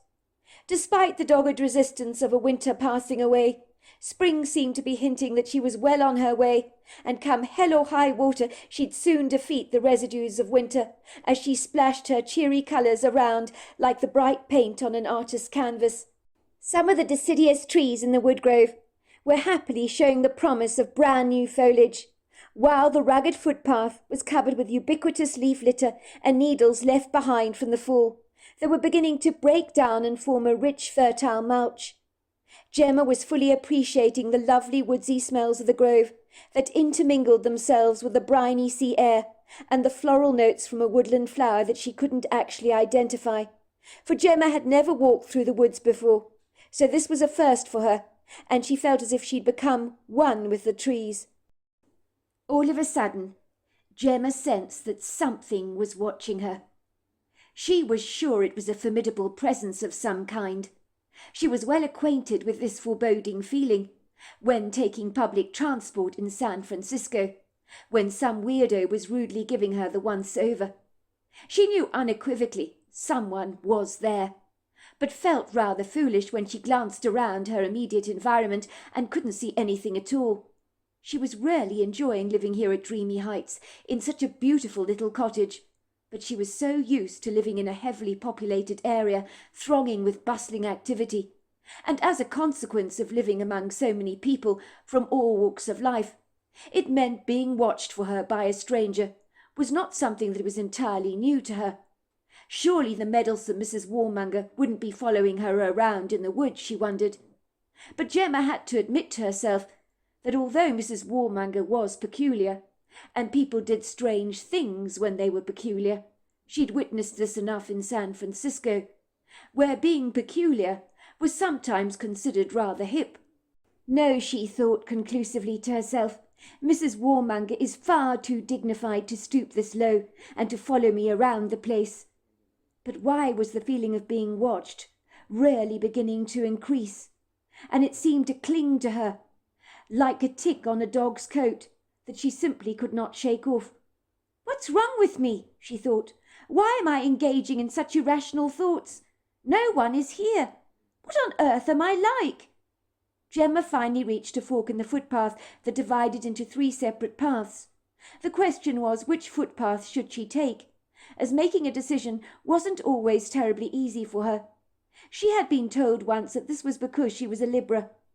One path went straight ahead, one to the right, and the other to the left. The footpaths were marked with vague, rather obscure signs, but the rust from the caustic coastal sea air had wiped the trail names away, so she couldn't read them at all. In the end, she decided to take the more ambiguous, nameless footpath to her left. It looked more ruggedly wild, more curiously intriguing, and besides all that, it was far closer to the coast, so she hoped that this path would lead her to a tiny little beach hidden between the craggy bluffs and rocky overhangs so typically seen in these more barren, virginal parts of the coast.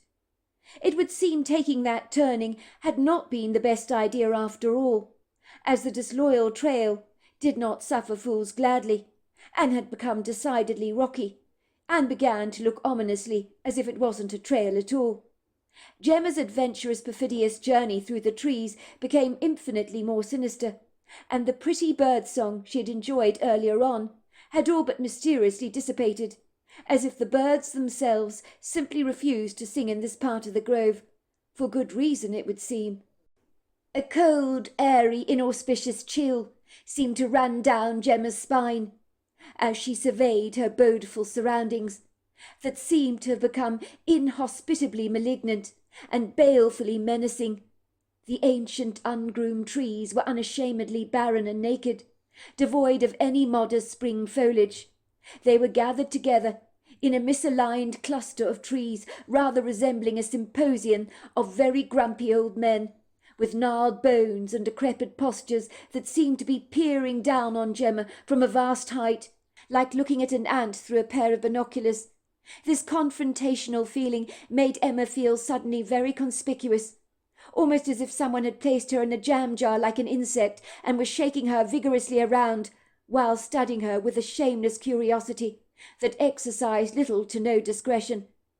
The combative atmosphere around her was electrically charged with a formidable, almost warlike tension, and Gemma felt like a nervous white-tailed deer that was twitching anxiously, as if it could almost sense the contentious danger was in its midst. Was it danger she was feeling? Gemma wondered. One thing was for sure, that something was decidedly off, and the vibe the trees were giving off was not welcome by any manner of means. Gemma seemed to be inwardly nudged, as if something was instinctively warning her to leave the woodgrove at once. A pertinacious female voice in her head that was not her own seemed to be urging her to go away. "Leave! It's not safe! It's not safe! Grimala is dangerous! He'll hurt you! Grimala will hurt you! You must go! You must leave at once! Grimala will hurt you! Gramala is unpredictable. He's volatile. You need to go. Leave at once. What the hell, thought Gemma. Where did that voice come from? And who the hell was Gramala? I really am losing my mind and allowing my imagination to run away with me. I hope to God that this is not a nasty side effect of the new medication that Dr. Sternberg prescribed for me. I'm hearing voices in my head that are not my own. This was worrying indeed for her, because Gemma couldn't just pop over to his office in the morning to change her medication, could she? Dr. Sternberg never warned her that the medication she was on might cause her to hear voices. Gemma heard the urgent voice again. Where did it come from? Surely this could not be her medication, playing games with her mind and turning her into a deranged lunatic. Gramala can be dangerous. I told you, he can be dangerous. You're trespassing on his turf. He's not going to be happy about this. You need to leave at once. He could hurt you. He doesn't like your kind. You're in grave danger. Did you hear me? You're in grave danger. Gemma was now convinced she was hearing voices. Dr. Sternberg's medication, which he had impassionately assured her was perfectly safe, was obviously anything but. If she was taking medication with side effects like this, she could end up going to a funny farm, being diagnosed with schizophrenia. The thought was too dreadful for words. She felt annoyed with her psychologist, who had insisted she changed her meds, as the side effect of her previous medication had left her feeling restlessly twitchy. But that was nothing on hearing voices in your head like this. It really scared her half to death to feel that something was talking to her, and she was probably making this entity up in her head, because she was becoming delusional. Yet even if her meds were giving her incongruously rather bizarre side effects, Gemma could not deny that something was exceedingly disquieting about the unnatural, rather unorthodox silence in this part of the woods, where she was alone among the ancient trees, some that were easily 300 years old, she had been told, and looking at them she could easily believe it, as if she could tap into their ancient wisdom. A slight wind wantonly wailed through the grove, and some of the lofty, decrepit-looking trees swaggered and swung their emaciated, gnarled arms like inebriated drunks. It was almost as if the time-worn trees themselves were urging Gemma to leave and telling her to go away. What on earth did they know that she didn't? Why did she keep hearing warning sirens going off in her head all the time? Was this her intuition, talking rather than the meds? Gemma could not be sure. It is really horrible in here, Gemma thought. So creepy. There's such a dark, gloomy energy around me that's almost iniquitous. It's as if I'm not wanted here. As if to confirm that her throbbing discomfort was not unfounded, Gemma discovered under a very ugly old tree, with distended branches that rather reminded her of a giant octopus's tentacles, an inexplicable huge collection of animal bones had been put together in such a methodical, concise order, where the animal skulls were gathered together in one bundle, the leg bones in another, and so forth, similar to someone on an archaeological dig, when the archaeologists line up the skeletons in some kind of choreographed, exacting order. Someone intelligent had clearly done this. But why? That was the $101 question Gemma had to ask herself. Who would take a walk in the grove, collect all manner of animal bones, and arrange them in a very precise, neat order like this? It was weird, to say the very least. But then again, Gemma was well used to weird. She had seen it all before, people behaving incredibly strangely, and that was not unusual to her. She had seen some people that walked around looking rather like spaced-out zombies, probably because they were high on some kind of hallucinogenic drug. On one occasion in San Francisco, Gemma had been chased around by an extremely well-dressed man with a baton in his hands, who had been screaming blue murder after her like a banshee. She had been absolutely petrified of the man, as he was high as a kite. "My wife is cheating on me!" he cried out, waving the baton furiously at Gemma. "I'm going to kill her with this baton! I'm going to kill her! I'm going to kill her!" The deranged man told everyone who would listen that Gemma was his wife, who had cheated on him, and she needed to be dealt with. People assumed Gemma was engaged in some kind of domestic dispute with this man, but Gemma had never seen him a day in her life. But she guessed at once that his idiosyncratic, unorthodox behaviour was because he was mentally unbalanced and very disturbed. "I'm not your wife!" Gemma had cried out. "I don't even know who you are!" The police were well acquainted with the man. They informed Gemma that he would regularly chase after random young women on the streets of San Francisco, telling everyone who would listen that this woman was his wife, who had cheated on him and needed to be dealt with. He'd wave the baton around and thump the sidewalk so furiously hard, as if he was beating up a woman.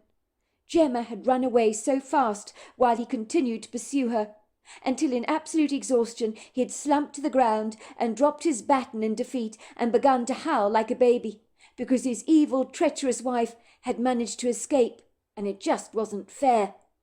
The man was clearly off his trolley, but there he was living on the streets of San Francisco, in a flimsy tent, with no one doing anything to help him to get the medication and psychological help he so clearly needed.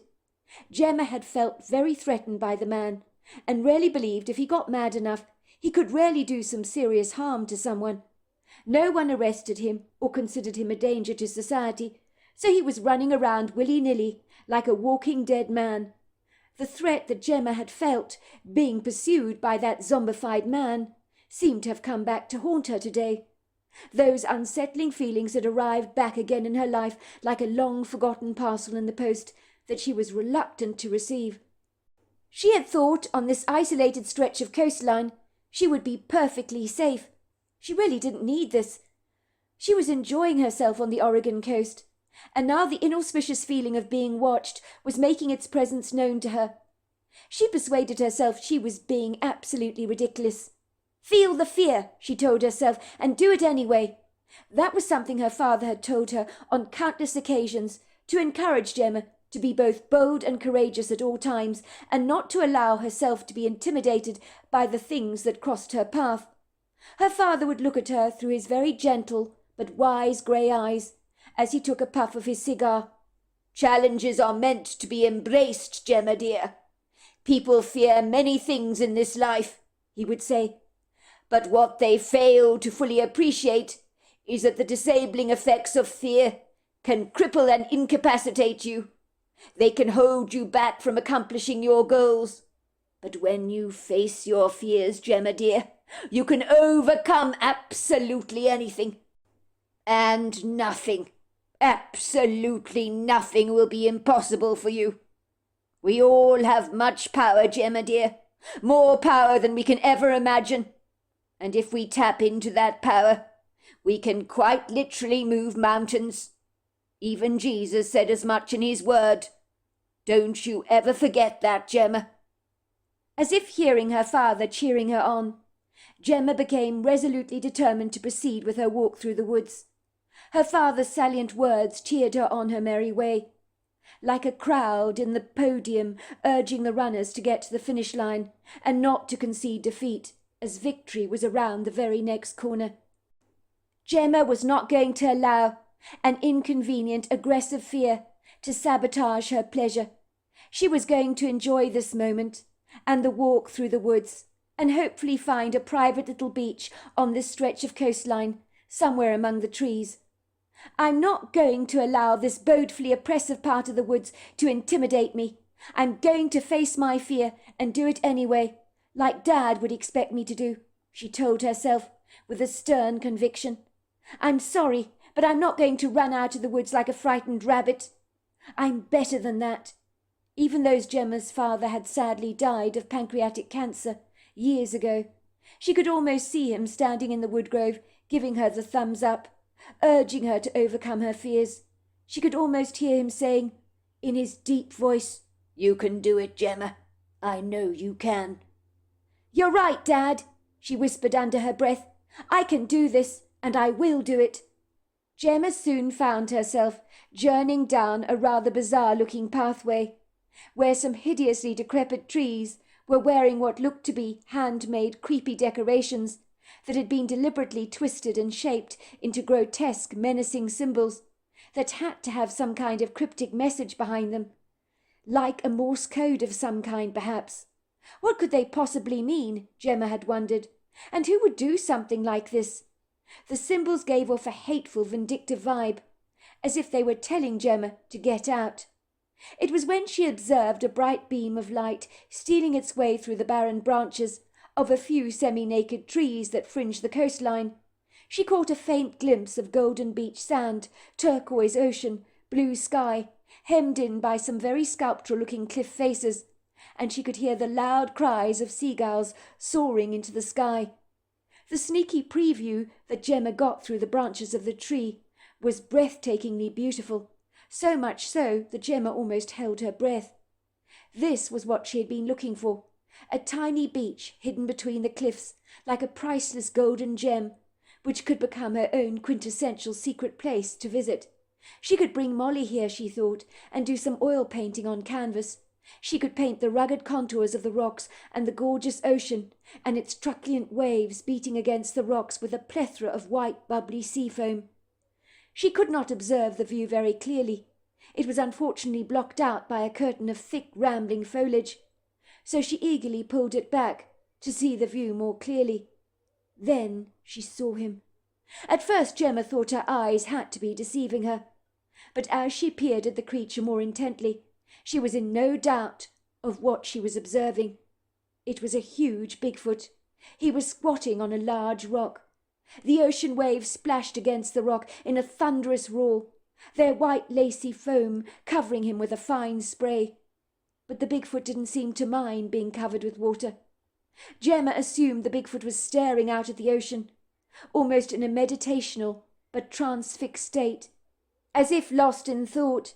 It would certainly be easy to get carried away with views as prepossessing and idyllic as this, she thought.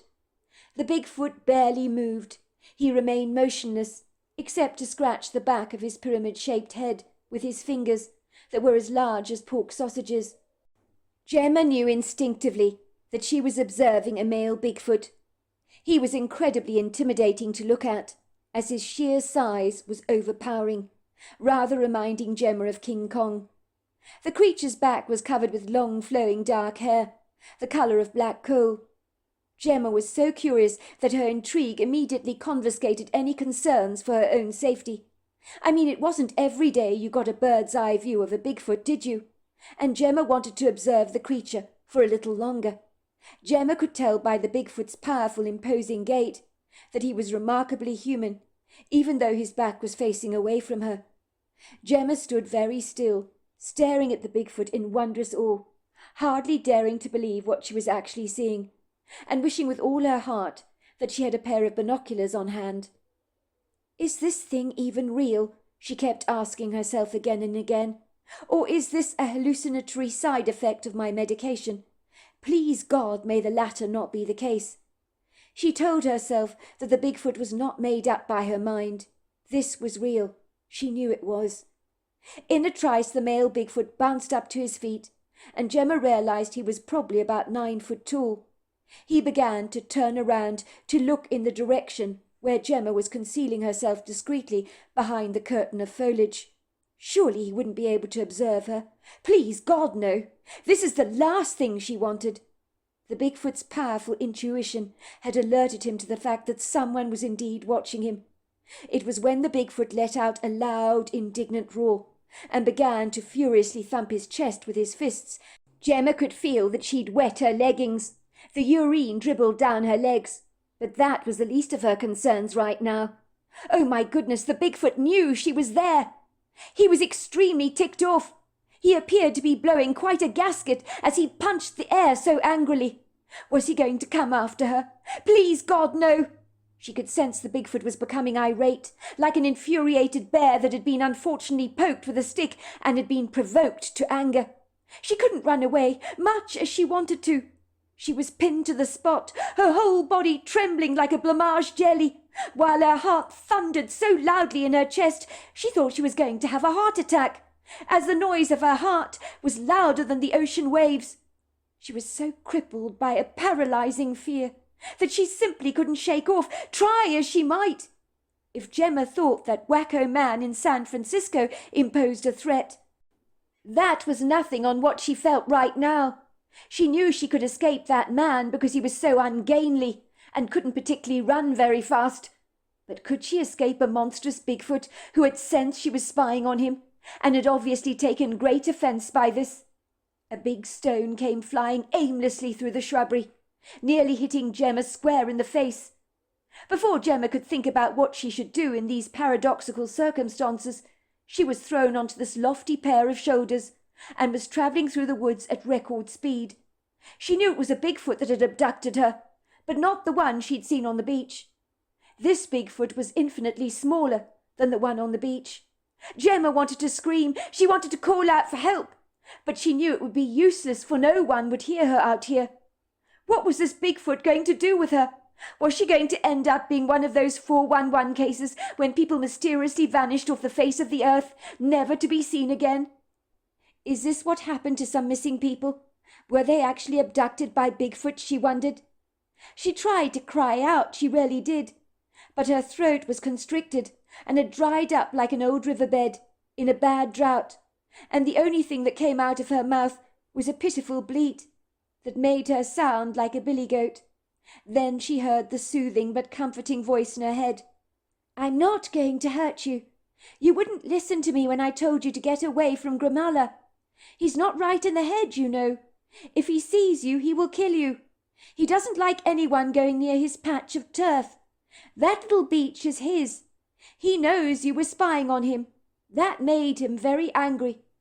I'm just going to get you to safety because of Grimala. If he loses it, you won't see another day." Gemma began to visibly relax. She took in some deep breaths. The Bigfoot had rescued her. It was female. It was trying to help her. It had no intentions of harming her. Thankfully, the voice that she had heard was not from her medication after all, but from a Bigfoot that had been communicating to her telepathically in the grove, while at the same time wanting to remain elusive and detached. No wonder, she thought, someone had been stalking her in the grove. It had been the female Bigfoot who had tried to get her to leave the place, but Gemma had failed to listen to the warning signs. Grimala was obviously a dangerous Bigfoot, who had posted keep-out signs capriciously over his little patch of the woodgrove in the form of those twisted baubles that she had seen hanging on the trees. He was obviously marking his territory. All of a sudden Gemma could hear loud, heavy thrashes of branches being intermittently broken, the booming sounds of ponderous feet hitting the forest floor, followed by roars that were so loud that it almost caused the entire woodgrove to vibrate from the terrifying echo. It was then that Gemma realized that Grimala was hot on their trail. He was getting closer and closer. Gemma was filled with terror. This was not going to end well, she thought. Her life seemed to flash before her. "I don't want to die," she cried out to God. "Please don't let me die. I'm a mother, for goodness sake. I've got a baby that really needs me." The female Bigfoot increased her pace and quickly placed Gemma in a tree branch that by some fortunate twist of fate seemed to have remembered that spring was on its way, as the branch was covered in an abundance of big leaves that easily concealed her slender frame. "Stay there," the voice said in her head. "I need to get Grimala off your scent." Gemma trembled as she snuggled up to the ancient tree branch that was so huge she could comfortably sit on the branch as if it was a swing. She peered through the foliage as a huge, hefty, terrifying, intimidating male Bigfoot came thundering up to the female. He did not look best pleased. It looked as if steam was coming out of his nostrils. This was without doubt Grimala, the male Bigfoot she'd seen on the beach. The expression on his human-like face was absolutely irate, and when he spoke to the female Bigfoot in a strange language, his voice was so formidable it made Gemma shake like a leaf. Gemma had never heard such a booming voice like that in her entire life. If the voice was heard in a conference room, everyone would pay attention at once. "Oh, my God! Imagine if he sees me in the tree," she thought. "What will I do then?" The female Bigfoot began pointing towards the path on the right. She was talking to the male Bigfoot in a soothing, matter-of-fact tone of voice. It was like she was trying to calm down the flustered, very aggrieved male. But he was caught up in the cocoon of his outrage. Kikali kwasi, okolopati lanika, olopotoloso. Akila talamaki, hofaki sakwa, hilatilobo. Ikatika, hopoloso. The male Bigfoot was looking in the direction where the female was pointing. He nodded his head, said something, hakilakinapa, and then took off through the grove like a rhinoceros in the thicket. And then he was gone. Moments later, Gemma found herself being placed back on the female Bigfoot's back. The female Bigfoot began racing through the woods in a tearing rush. Gemma heard the voice in her head again. I told Gramala, that you took the path to the right. Gramala doesn't know that I was hiding you from him. If you come into the grove again, don't go near his patch, or next time you might not be so lucky to escape with your life. Gramala is not aware of his own strength. If he lashed out at you in a moment of anger, you will be done for.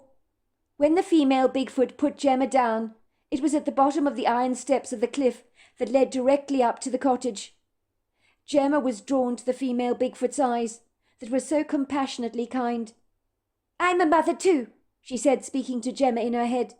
But this time her words were audible and spoken to her in a strange language that miraculously translated itself into English in her head. Kolati kasi, otola pati lanikwa, sono shakasa. Go back to your baby. I'm sure she needs you. Our babies need us, do they not? Gemma was stunned by this. How could the female Bigfoot possibly know she was a mother? Unless the Bigfoot had actually observed her taking a casual stroll on the beach, with little Molly strapped to her chest. That must be it, she thought privately to herself. Bigfoots probably know everything that's going on around them. They observe everything, they see everything, and yet at the same time remain as inconspicuous as invisible ink on paper. I also have a girl, said the Bigfoot. I'm warning you for your own safety. It's not safe messing around with the likes of Gramala. He's unhinged, I'm afraid. He's not partial to your kind. He's my brother. He's volatile. He's explosive. He's always been capriciously moody. My mother called him Stormy when he was born. He's exactly like a storm. In the same way, when the storm rages, it then finally passes, and the sun comes out again. Gramala is exactly like that. He's not all bad, you know. But when he loses it, even I am frightened of him. In the morning he will have forgotten all about you. He has a memory like a sieve. But right now he's after your blood. When he's mad, the consequences are not always good, said the female Bigfoot, hanging her head sadly. God forbid if you get caught up in the firing line of his wrath. If you avoid going near his patch of turf, he'll leave you well alone. The last thing you ever want is to spy on him. If you spy on him, he'll see that as a threat. I'm sure he's forgotten all about you. Well, he will have done so by the morning. Gemma could not even thank the female Bigfoot, for she quickly gestured for Gemma to go, and then she glided back to the trees and disappeared from Gemma's sight. The Bigfoot had saved her life. Gemma was in no doubt that Gramala would have killed her. He was so powerful. Probably one whack across her face with his indignant hand would have done the job in a single second. Gemma made her way back to Dreamy Height Cottage, with her heart still flapping violently in her chest, after having narrowly escaped Gramala's clutches. She could see the dark silhouette of Mrs. Warmonger twitching the curtains and peering out at her curiously, as that incorrigible woman was incredibly nosy. Did Mrs. Warmonger really not know that Gemma could see her standing there in the window? Did she have nothing better to do than spy on Gemma, she wondered? Was her life so pitifully dull that she obviously got her kicks out of watching Gemma all the time, and no doubt obviously judging her for having a short break away from little Molly, almost as if she was a neglectful mother? Gemma didn't care what the old woman thought. If she'd been younger, she'd have probably stuck her tongue out at the woman, but adults didn't behave like that. When Gemma arrived back at the cottage, she quickly made herself a cup of very sweet tea. She was still feeling rather jittery. If that female Bigfoot had not intervened on her behalf, things could have gone badly pear-shaped. Why did I not listen to the voice that I was hearing? She reprimanded herself. All the ominous signs on the trees were everywhere, telling me to get out and to leave. I should have listened. I should have been more astute. I should have paid attention. Instead, I was listening to my father's salient advice by facing up to my fears. But that could easily have cost her her life. Instinctively, after Gemma had gained her composture, like any mother would do, she quickly hurried off to the nursery, wondering if little Molly had awoken from her nap yet. As she reached the cot, Molly was looking up at her with bright, expectant eyes, and seemed to be chuckling away happily. She appeared content. I'm sure I dressed her in that pink onesie, she thought. But now the pink onesie appeared to be in the laundry basket, and Molly was wearing a yellow onesie. How was that even possible? Surely I'd remember if I'd put her into this yellow onesie, Gemma thought. Even stranger, it looked as if little Molly's diaper had been recently changed. The bedroom smelt strongly of baby powder, which she didn't use very often. What was going on here, Gemma wondered. I would know if I'd changed my baby's diaper. When Gemma returned to the refrigerator to look for the bottle of baby milk she had pumped and stored away for Molly's next feed, it wasn't there. What on earth was going on? Maybe her medication really was the problem after all. How was it that she couldn't remember feeding little Molly with the breast milk that she had pumped and left in the refrigerator? How on earth could she forget all this, she wondered. Am I going doodle alley? I'm not going to tell Bernie about any of this, nor will I tell him about the Bigfoot I encountered in the woods. I will not be telling him that I can't remember changing Molly's diaper, because if I do, he'll really believe I'm losing my marbles. She groaned when she heard a knock at the front door. Out here there could be only one person dropping over to check on her. It was likely Mrs. Warmonger. For some reason the incorrigible woman seemed to think she was entitled to drop around at least once a day to ask Gemma one rather fruitless question. Is everything all right, dear? I thought I would check up on you, is what she would always say. What did the old woman expect her to say? No, it's not, Mrs. Warmonger. Mrs. Warmonger was standing there in the doorway. She was wearing her long black dress and looking as if she'd stepped out of an 1800s photograph. The formidable, rather condescending look on her face was not something that Gemma wanted to greet right now. Everything all right, Mrs. Songbird? She predictably asked. Thank you, Mrs. Warmonger. Everything's absolutely fine. Couldn't be better. Good, I'm glad to hear that, Mrs. Songbird. It's just I couldn't help but notice you went for a walk without your baby on the beach. You left little Molly alone in the cottage. I know it's not my business, but is that a good idea, dear, to leave your baby unattended like that? Anything could happen to the poor little mite. Mrs. Warmonger, Molly's absolutely fine. Sometimes I need a breather, that's all. I put her to sleep in her cot after I fed her. She had a nice nap, and she was sleeping when I went for a walk. It's safe here, isn't it? On the Oregon coast. As far as I can see, there's no one out here who might potentially abduct her. So I know she's fine. Well, you can never be too careful, dear, can you, when it comes to the young uns, Mrs. Songbird said. If you ever need a break, I don't mind looking after little Molly for you. I'm very good with babies, I'll have you know. If things get rather overwhelming for you, I don't mind lending a hand. You shouldn't be too ashamed to ask for help if you need it, dear. It's very kind of you, Mrs. Warmonger, but I assure you I'm managing with Molly perfectly well. Good, I'm very glad to hear it, Mrs. Songbird. Very glad indeed. I hope everything here is satisfactory. You do know if you need anything at all, you only need say the word. Your husband told me to look out for you. I do understand your mental health has been a little compromised of late, and I understand all about it. When women have babies, they take on a lot of responsibility, you know, and it can be very overwhelming for many. So as I keep telling you, I don't mind helping out and lending a hand, reducing the load for you. You only have to ask. The last thing you want to do is leave little Molly on her own. That's kind of you to offer, Mrs. Warmonger, but I really don't need any help, said Gemma, closing the front door rather abruptly behind her. She was feeling very affronted. No wonder Mrs. Warmonger was spying on her all the time. Bernie had put her up to this, and told the woman about her postnatal depression. How dare he confide in her like that? When he came home tonight from work, his life would not be worth living. This woman had been encouraged to watch over her. What was he thinking?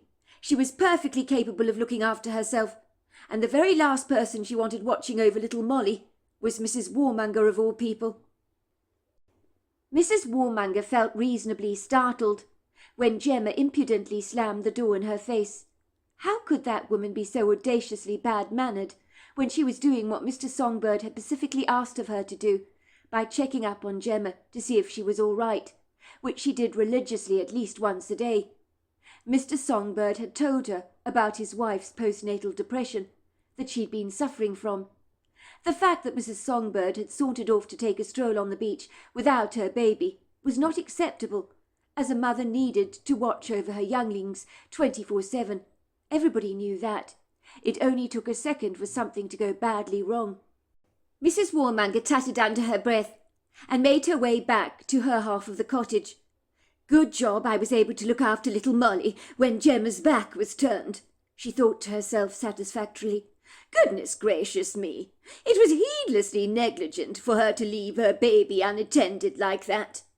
Mrs. Warmonger smiled to herself as she thought about the joy she'd experienced holding the real-life bundle in her arms, and remembering the bliss she felt as Molly's innocent bright blue eyes stared up into hers.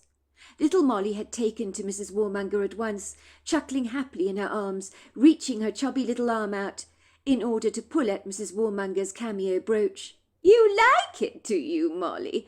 Well, I must admit you've got very good taste," said Mrs. Warmonger. "It's a brooch, if you must know. I wear it because it looks very pretty. It was given to me by my late father."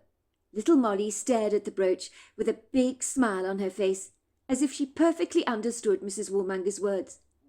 "You're a clever little thing, are you not? Bonny too, if I have to say so," she had said. The baby had chuckled, as if she agreed. "Yes, you are," she teased, rocking the baby up and down in her arms. When Mrs. Warmonger had purchased Viola and Daisy online, they had looked like real-life babies. That was the idea of these dolls, to look extremely realistic.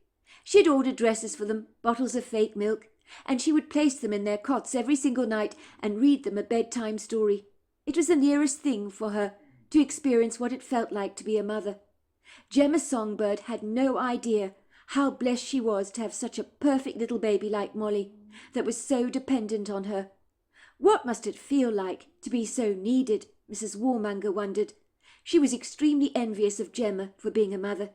She couldn't help but feel a touch of the green-eyed monster. Mrs. Warmonger shook her head in contemptuous disdain. Some people really didn't deserve to be mothers, did they, she thought pitifully, and Gemma Songbird was one of these people. Mrs. Warmonger's real-life dolls, Viola and Daisy, were in high demand on the internet, and both dolls had filled a vacuously empty hole in her life. But after holding little Gemma in her arms, her two dolls lying in the cots in the nursery had lost their appeal, for holding the real thing was just so much better. Mrs. Warmonger also considered Brandy, her beloved, rather self-entitled cat, to be one of her children, but Brandy had a mind of his own and was fiercely independent. But the dolls had always been dependent on Mrs. Warmonger, and she loved the feeling of being needed, for it gave her life purpose. Mrs. Warmonger had felt so much joy warming up Gemma's breast milk that she'd found in the refrigerator in a bottle to the perfect temperature for little Molly. Molly had seemed quite hungry. She had rocked Molly lovingly in her arms and sung her a lullaby, which Molly seemed to appreciate.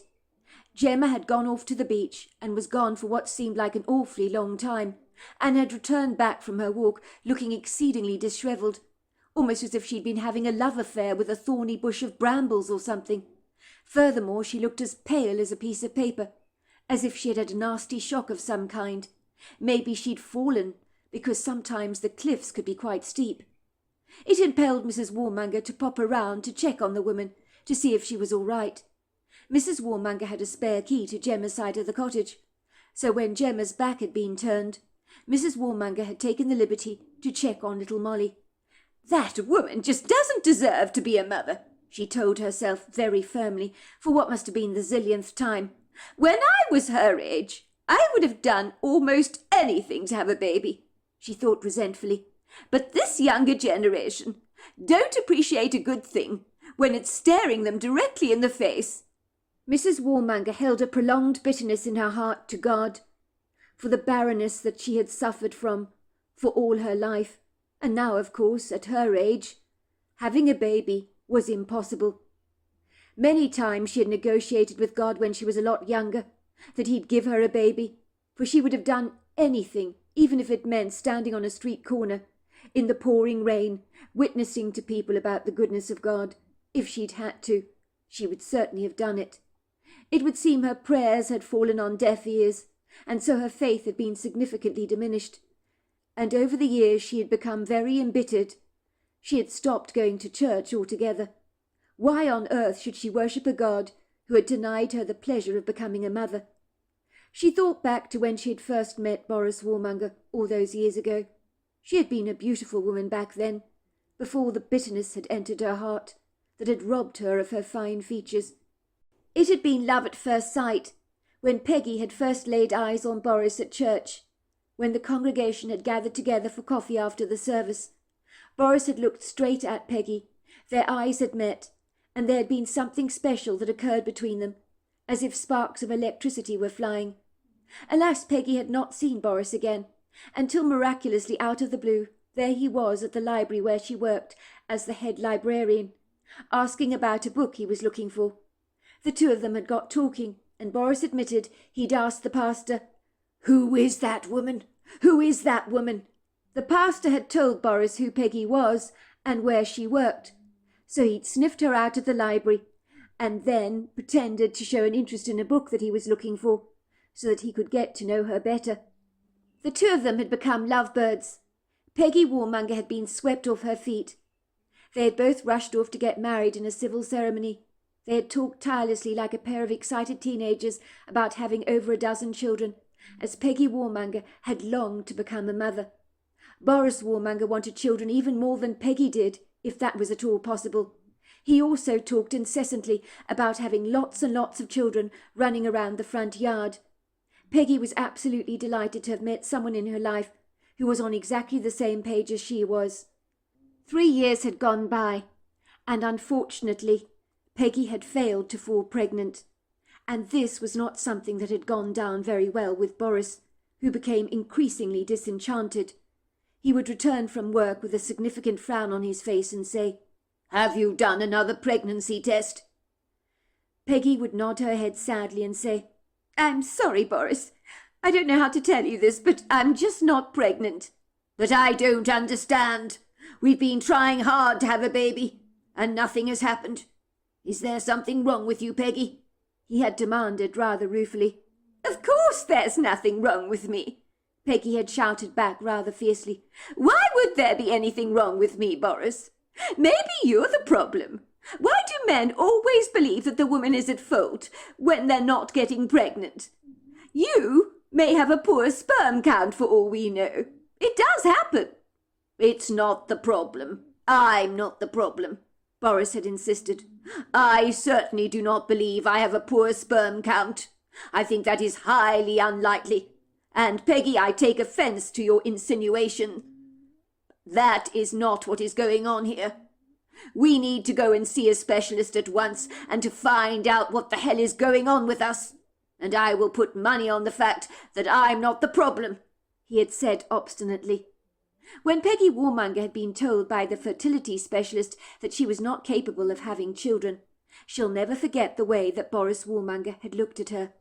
It was almost as if in an instant that the love that he had held towards his wife had died just like that, dissipating from his heart like the smoke from a chimney. "You're not the woman I thought you were," he told her after their appointment with the specialist. "You heard it from the horse's mouth himself. You are incapable, Peggy, of having children. This is not what I signed up for. I wanted lots of kids, and I made that clear to you. So what we have together will never work out." "But we could adopt, Boris. That's a possibility, you know." Boris had looked disgusted at the very idea of adopting somebody else's children. "Are you insane, Peggy? I don't want other people's children. That is not my blood that will be running through their veins. I want my very own, my own progeny. Is that so hard for you to understand?" "But we could get a surrogate mother to carry our babies for us," Peggy had suggested. "There are women willing to do this." "I want a simple life, Peggy. I don't need all the fuss of complications. I'm sorry, but it can never work out between us. I want to file for divorce as soon as possible." Peggy's heart had hardened towards all men after that, when she had been brusquely disregarded by Boris. He no longer wanted her, because she was not capable of having his children, and that had been that. It had been a cruel blow to her that had turned her as bitter as gall. She remembered hearing that within weeks of the divorce that Boris had married someone else, a woman called April, and within months April had become pregnant with Boris's first baby. The woman had gone on to have 12 more children, and Peggy had spied on the family on one occasion playing ball together in the yard. Boris had a huge grin on his face, and his plump wife looked as if there was a permanent smile on her face as well. Peggy had sat in the car watching Boris's family having so much fun together. It was the first time she had wept and wept, so much so that there were no more tears left to cry. She had cried for what could have been. If God had made her womb fruitful, that is, then this would have been the life that she and Boris would have shared together. She would be running after 12 children and have had a full life. Peggy's own parents had looked on Peggy as the black sheep in their family. Even her own father had grumbled at her very discontentedly. "You were married to such a nice man. Boris was a very good man. You wanted lots of children, but he dumped you, and I don't blame him for that, for someone better than you. There's nothing worse than being married to a woman who is incapable of getting pregnant. You must have done something wrong for God to have turned his back on you like this and failed to bless your womb." Peggy's own mother had not been kind either. Her mother had nodded her head and said, "I agree with your father, Peggy. The fact that you're unable to have children is a punishment from God. That's the way I see it. There is no doubt about that in my mind. You have offended God in some way. You reap what you sow, Peggy, dear." Peggy had become estranged from her family. She'd moved away from Ohio as quickly as she could, and had never ever been back again, even after her parents had died. So yes, Peggy Warmonger had a lot to be bitter about. When she attended Boris's funeral 5 years ago, there hadn't been a dry eye in the church. Everybody had been devastated about his passing. The place had been packed with his children and grandchildren. The pastor had gone on to give an unblemished eulogy about Boris and his life, about what an exceptional father, grandfather, and a loving man he was. Boris's wife April had been beside herself with grief, as she clung to the coffin in the church, crying her heart out. Even Peggy had felt rather sorry for her, but she'd left the church feeling all the more disgruntled about the years she had lost. Peggy had spent 30 years living at Dreamy Heights, overseeing the visitors that came to stay here for holiday breaks, but it was only after the songbirds had come and brought their little baby Molly along, and she'd held Molly in her arms, that the deadness in her heart seemed to have come alive again. She was like a dead tree that suddenly began to grow some green shoots. Little Molly had brought a happy smile to her face, and Peggy Warmonger had not smiled for many long years. So much so, many people thought she was incredibly formidable. When Bernie returned home that evening and entered the kitchen, hell awaited him. He could tell his wife was in a foul mood. What had he done? Gemma only behaved like this when Bernie was in the doghouse. Bernie gingerly trotted over to Gemma and tried to kiss her affectionately on the cheek, but she brushed him away very sharply.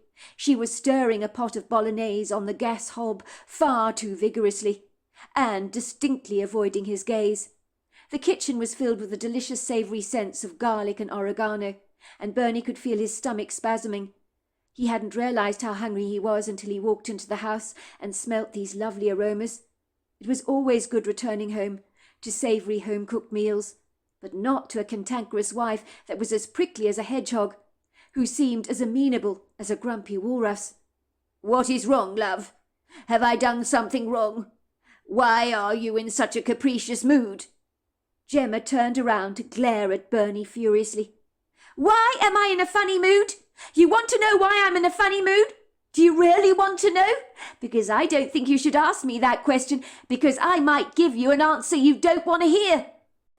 "Well, it's obvious, sweetheart, that I must have done something wrong to upset you.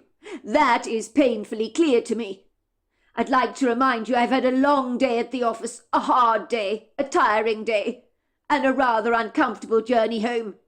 So coming back to find you in such a truculent mood is hardly welcoming. I thought you were enjoying being at Dreamy Heights. You've been so positive of late." "So you've had an awful journey home?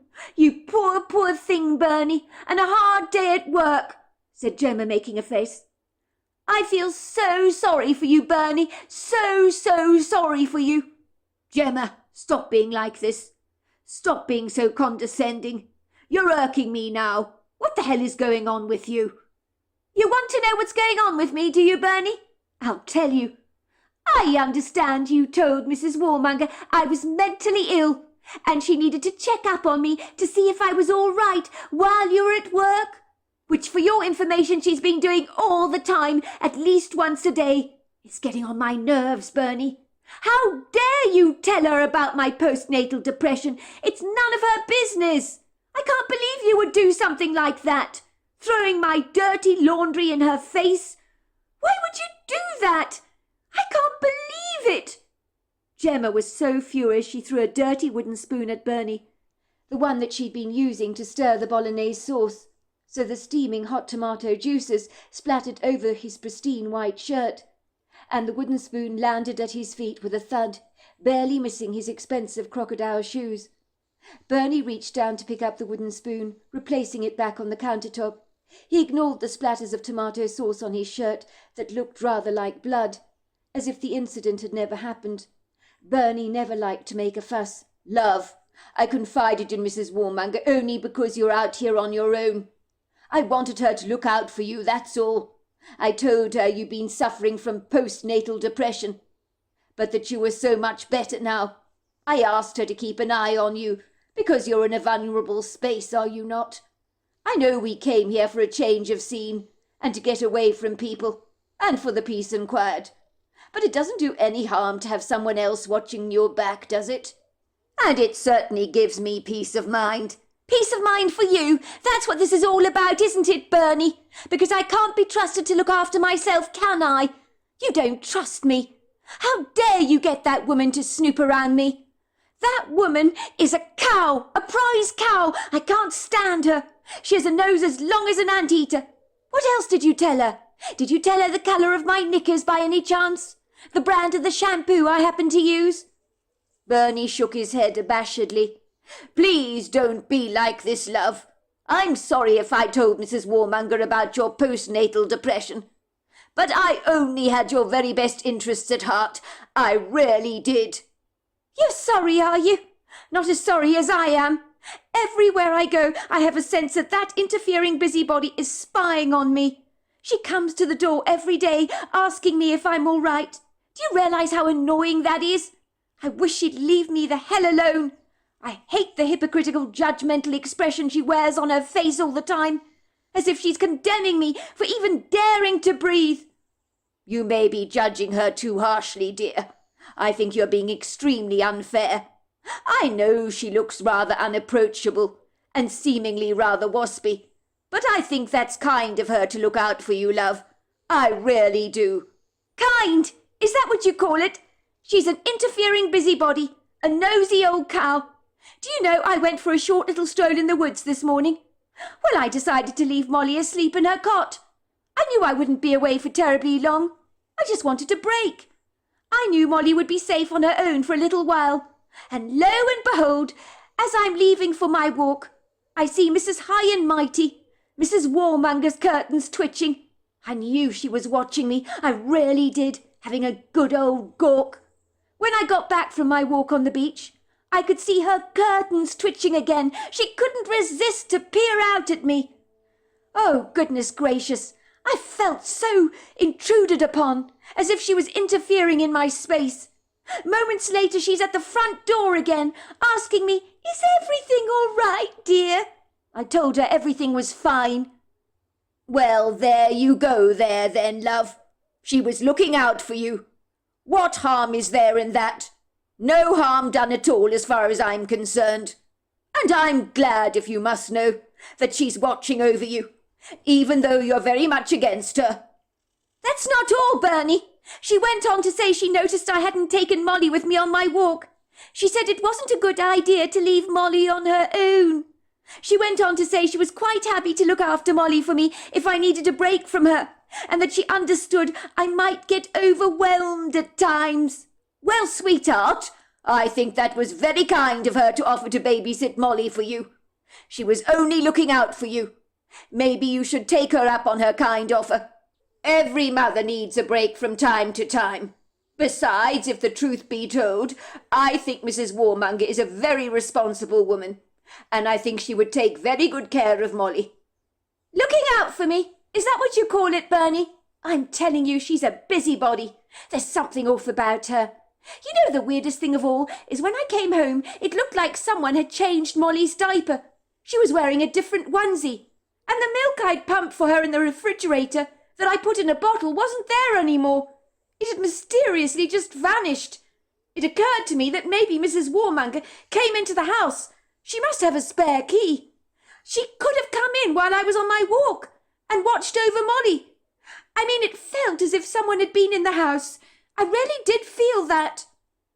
When Gemma saw the somewhat aghast, disbelieving expression on her husband's face, she knew she should never have spoken about her fears, for they sounded completely irrational and almost groundless. Bernie was probably thinking she was losing her mind. I knew I shouldn't have told him what I was thinking. She scolded herself. Gemma, you sound as if you're losing your mind. Either that or you're setting out to tear Mrs. Warmonger apart with your unkind words because you despise her so much. What has she ever done to you, love?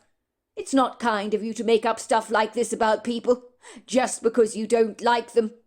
I'm sure the woman means well, and underneath the hardened veneer that she presents to the world, there could be a teddy bear for all you know. I doubt that very much, Bernie. I really do.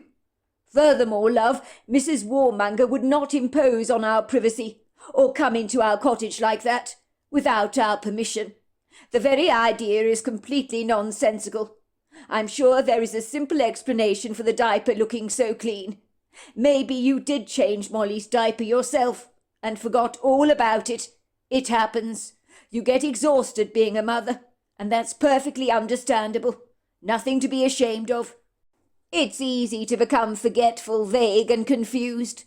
What about the time you were convinced you'd bought Molly that blanket from the baby shop, and it turned out you hadn't even put it in the shopping cart after all that? But you were so convinced that you had done so. You've been through an awful battle with your depression, love. It would make perfect sense that you can overlook stuff. More to the point, are you taking your medication, love? What are you implying? That I'm going bonkers or something, Bernie? Of course I'm taking my medication, said Gemma stiffly. But maybe you're right, Bernie. Perhaps it was an oversight on my part. She said, the doubt in her voice becoming increasingly apparent. Maybe she was losing her mind, she thought, and determined to put the blame of her forgetfulness straight on to Mrs. Warmonger, just out of spite. It would be a very convenient thing for her to do. And Bernie was absolutely right. Even though Mrs. Warmonger was a prize cow, it wasn't fair to be so unkind about her. Of course it was an oversight, love. I think you're being very hard on Mrs. Warmonger. You're right. I probably shouldn't have told her about your postnatal depression, so I do apologize for that. I had no idea at the time that confiding in her about your condition would cause you so much undue distress. Lots of mothers, Gemma, suffer from postnatal depression, and I hope you realize that. It's not something to be remotely ashamed of. When I told Mrs. Warmonger about your condition, she was very concerned for your safety. Why? Did she think I was going to top myself or something, Bernie? No, love, but there are a lot of cliffs around here. Mrs. Warmonger thought. She thought? That I might throw myself down a cliff face, is that it? Something like that, love, said Bernie. I'm sorry, but she was genuinely worried about you. Gemma sighed. You're right. I'm overreacting. What am I like? I get so touchy about things these days. I guess it really got to me when Mrs. Warmonger was making scathing comments about my leaving Molly asleep in the cottage in her cot on her own. I felt like she was judging me so unfairly. I wanted to say to her that there is no one living close to us that would abduct my baby, apart from her, of course.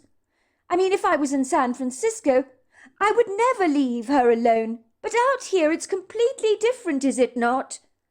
That may be, love. But she was just concerned, I'm most sure. 2 weeks had gone by at Dreamy Heights, and every time Gemma took a stroll on the beach, she kept little Molly strapped to her chest. She'd walk past Mrs. Warmonger's side of the cottage, and lo and behold, as you would expect, she'd see Mrs. Warmonger standing there clandestinely in the window, staring out at her, believing she wasn't being seen. The woman would cunningly hide behind her net curtains, which would be very telling, especially because they would begin to twitch. But Gemma knew she was being watched, and she didn't like that woman one single bit. It didn't help, of course, that every single day, like clockwork, Mrs. Warmonger was at her door asking, "Is everything all right, dear? I thought I needed to check up on you, just to be sure." And Gemma would say, "Yes, everything is fine, Mrs. Warmonger." What she really wanted to say is, "Why don't you leave me the hell alone?" Gemma made sure when she took her walk to the beach that she avoided the woodgrove like the plague from now on. And she was happy to take casual strolls across that small beach and spend her time paddling in the tingling ice-cold water, or peering into rock pools to examine the sea life. She was glad she had not told Bernie about her outlandish encounter with the female Bigfoot, because he'd never have believed such wild claims for a single moment, and then he really would believe that she'd lost leave of her senses. If she'd told him about Grimala chasing after her and a female Bigfoot helping her escape, such an intimidating foe, he would think that Gemma was definitely off her rocker, because you couldn't make stuff like this up. Suffice to say, he would think that Gemma had fictitiously made everything up, and he would believe the medication that Dr. Sternberg had prescribed for her had made her hallucinate. Gemma couldn't blame him for that, of course. As if Bernie was to tell her a similar spaced-out story, she'd struggle to believe it too. Once you've had a mental breakdown of some kind and told someone something that sounded completely wacko, they would likely think you were completely delusional. Gemma was exceedingly glad that she had fastidiously remained tight-lipped about her rather bizarre interaction with the female Bigfoot. She reasoned it was probably a story she would take down with her to the grave, as there were some things it was not appropriate to share. Let's not kid, Grimala had been absolutely terrifying. Had the female Bigfoot not rescued her from that big bully, Gemma dreaded to think where she'd be right now, or if she'd be here at all. The thought did not bear thinking about. But thankfully the female Bigfoot had rescued her and brought her straight back to safety. The creature had assured her that Grimala did not impose a danger or a threat to her, provided she didn't go near his territorial patch again. "He's as volatile as a storm. Very, very possessive over his territory," she had told her. "In the morning he'll have forgotten all about you, I promise. He has a memory like a sieve. Grimala is quick to forget the grudges that he has against things. That's why his name is Stormy. He flies into a tangent and the storm passes, and is then long forgotten about. But you don't want to get caught up in the eye of the storm with Grimala. If you stay away from him, he'll never bother you. He's actually quite lazy by nature. Indeed, if you don't go near his haunt, you'll never be troubled by him at all." Don't worry, Gemma had thought. I'll never go down that footpath again. It was one afternoon when Gemma discovered to her horror that she'd run out of diapers. How had she allowed that to happen? She knew it would take her under 20 minutes to go to town and come back with the diapers that she needed, and so that's what she would do. Gemma was exhausted. She had not had any sleep the previous night, as little Molly had woken her up a plethora of times. Even Bernie had not enjoyed any sleep, and complained bitterly that he'd had to get up early in the morning to commute to Coos Bay, and he didn't need little Molly robbing him of sleep, especially as he had a speech to give the following morning. "What's wrong with Molly tonight?" he had asked Gemma. I don't know why she's being so disagreeable." When Gemma peered into the nursery and saw her baby girl lying fast asleep in the cot, she decided not to wake her up, but leave her sleeping. It was such a blissful relief to see Molly like this. And if she disturbed her by waking her up, then she'd have to bring her into town, and Molly would probably make a fuss. At the moment, baby Molly was being a nightmare. "I'll go into town, get the diapers, and hurry back home, and Molly won't even know I've been gone," she said to herself. But her in the cottage next door better not know I've left Molly at home on her own, or I'll never ever hear the end of it. I will make it look as if I'm carrying Molly on the front of my chest, just in case Mrs. Warmonger is watching me from the window, she thought. And I know she'll be watching me from the window. I want her to believe I've taken Molly into town with me. I really don't need judgment from the Wicked Witch of the West. No doubt she'll be dropping over to see me later if she realizes I haven't taken Molly with me, asking, "How are you, dear?" and saying something like, "Oh dear, I couldn't help but notice you didn't have Molly with you when you went into town, so I understand you left her behind in the house in her cot all on her own, and I strongly advise against that. Anything bad could have happened to her. I did tell you I was very happy to look after your baby for you, should you need some babysitting help. You only have to ask, my dear." "I'm sorry," said Gemma to herself under her breath, "but I think I'd rather the Grim Reaper watch over little Molly than you, Mrs. Warmonger." Gemma quickly scurried past Mrs. Warmonger's cottage and inwardly groaned as she saw Mrs. Warmonger's curtain twitch. Did that woman really have nothing better to do than to stare out of her window all day long, observing Gemma's every move? Was her life really that pitifully dull? Gemma was surprised to see Brandy, Mrs. Warmonger's cat, trotting nonchalantly over to her and rubbing his legs affectionately against Gemma and demanding to be petted. Mrs. Warmonger had been visibly shocked that Brandy had taken a distinct liking to Gemma. "It's very strange, it really is. He doesn't normally approve of strangers," she had said with some disdain. Gemma adored cats. She had bent down to stroke Brandy.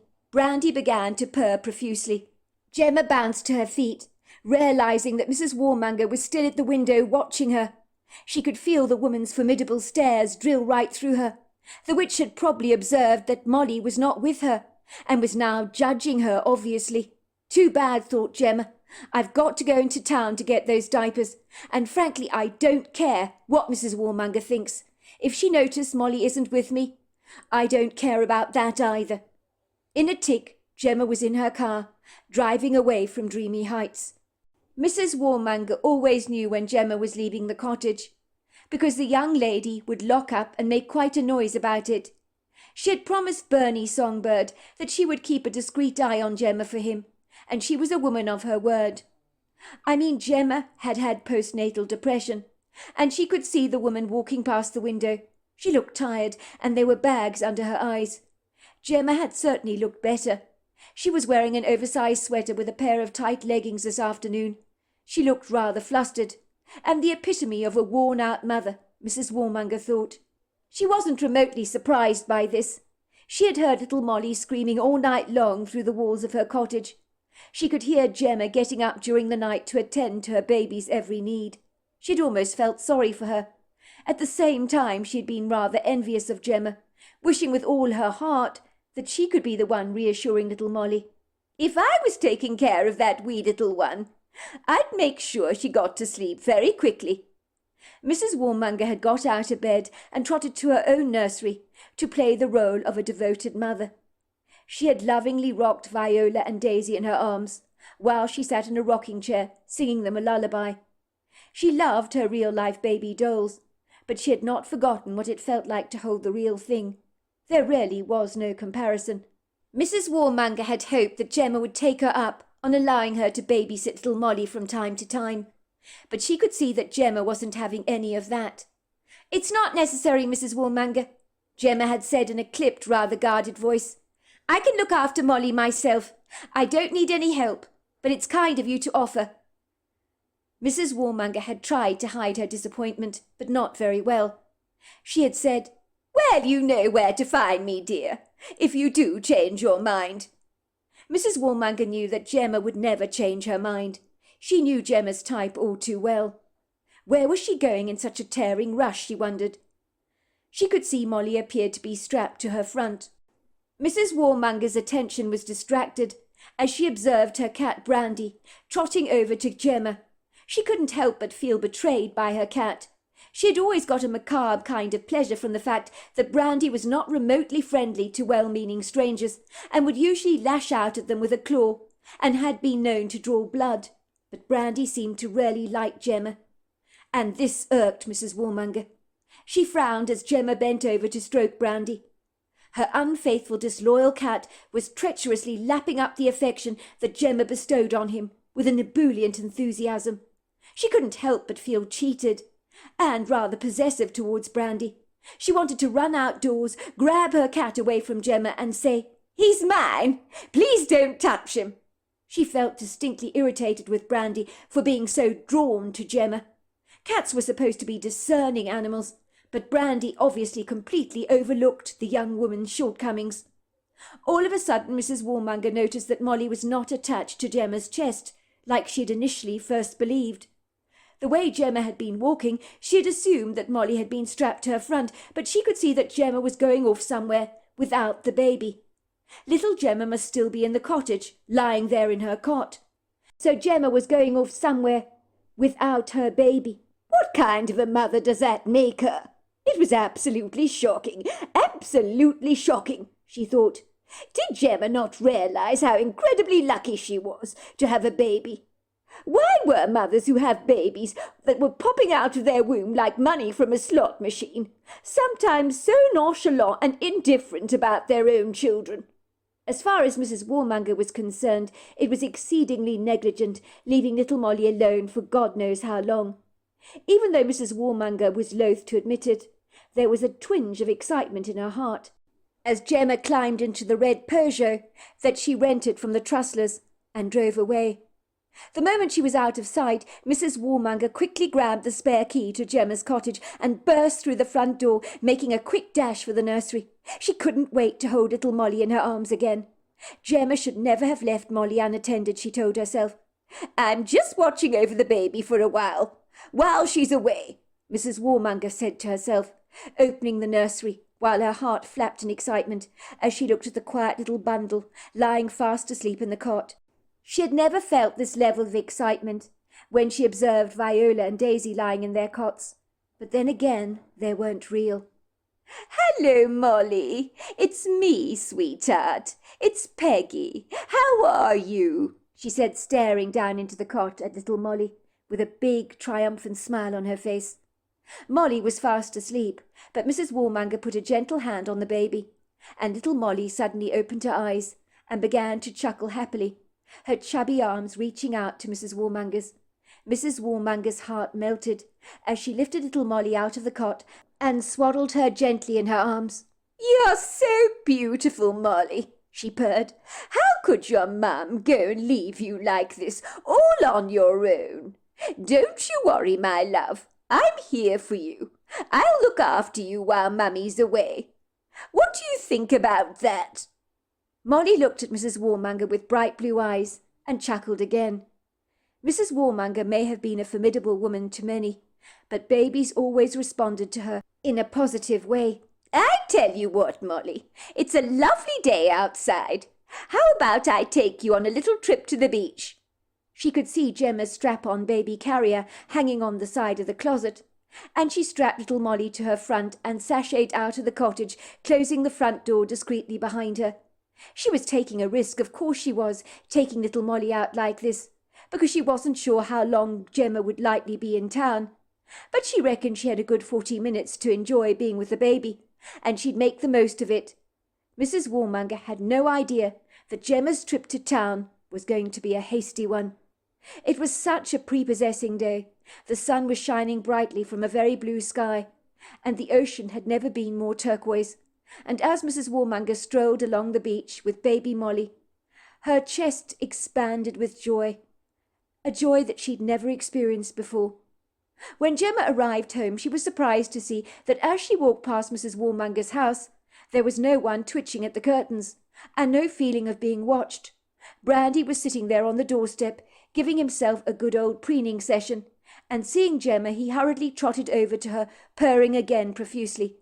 Gemma dropped down to her knees to cradle the cat, hoping the disapproving Mrs. Warmonger was not secretly watching her from behind a net curtain, fussing over little Brandy, because she disapproved of the relationship that Gemma had with her cat. But Gemma couldn't help herself. She had a soft spot for Brandy. It was as she reached the house she was shocked to find in broad daylight the female Bigfoot she had previously encountered 2 weeks ago, standing outside her part of the cottage, as if waiting for her. Was this about Grimala, Gemma wondered? Was Grimala still after her or something? Gemma felt no fear as she approached the female Bigfoot. It was like seeing an old friend again. This Bigfoot had saved her life. But she noticed the Bigfoot seemed agitated as she kept glancing towards the beach and then back at Gemma with a worried look in her eyes. She was pointing to the beach with an overlong arm. She began to speak so furiously fast. Even the words that came into Gemma's head were all jumbled and confused. Gemma waved her hand and said, "Please slow down. I can't understand what you're saying. Is everything all right? It's not Grimala, is it? He's not after me.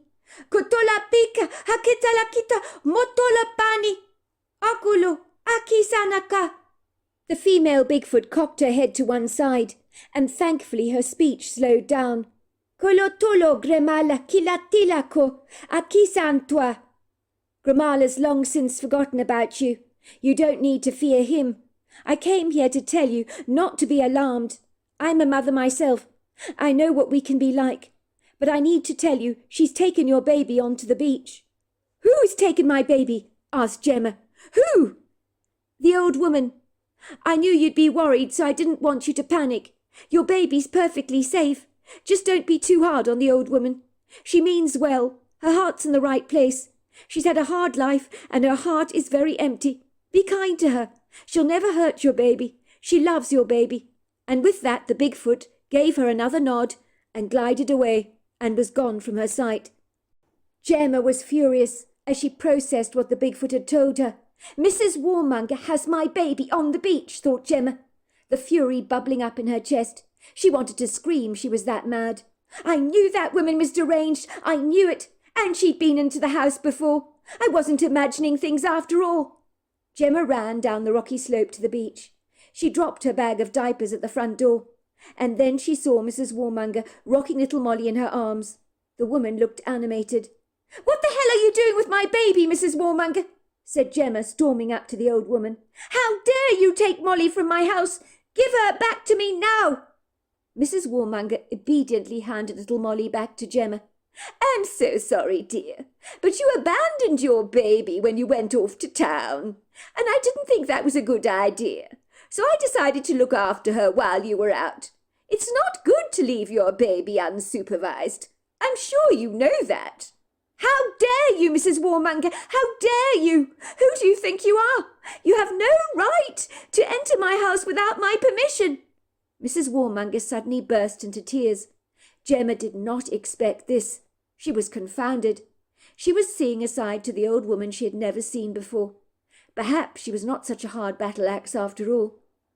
"I'm sorry, Gemma. I'm a silly old woman. Very silly. Oh, I don't know why I did what I did. I should mind my own business, shouldn't I? But your baby Molly is so beautiful, and I wanted to make sure she was all right. I didn't mean her any harm. I promise you I didn't. And it was wrong to walk into your house. Of course I know that. I don't know what I was thinking." Gemma found herself softening. She remembered the Bigfoot's words. "She's had a hard life. She means no harm to your baby. She loves your baby."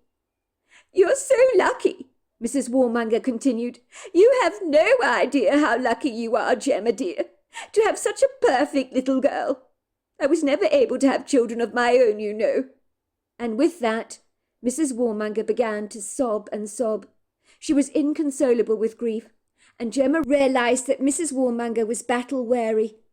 Her hard veneer had all been just a front.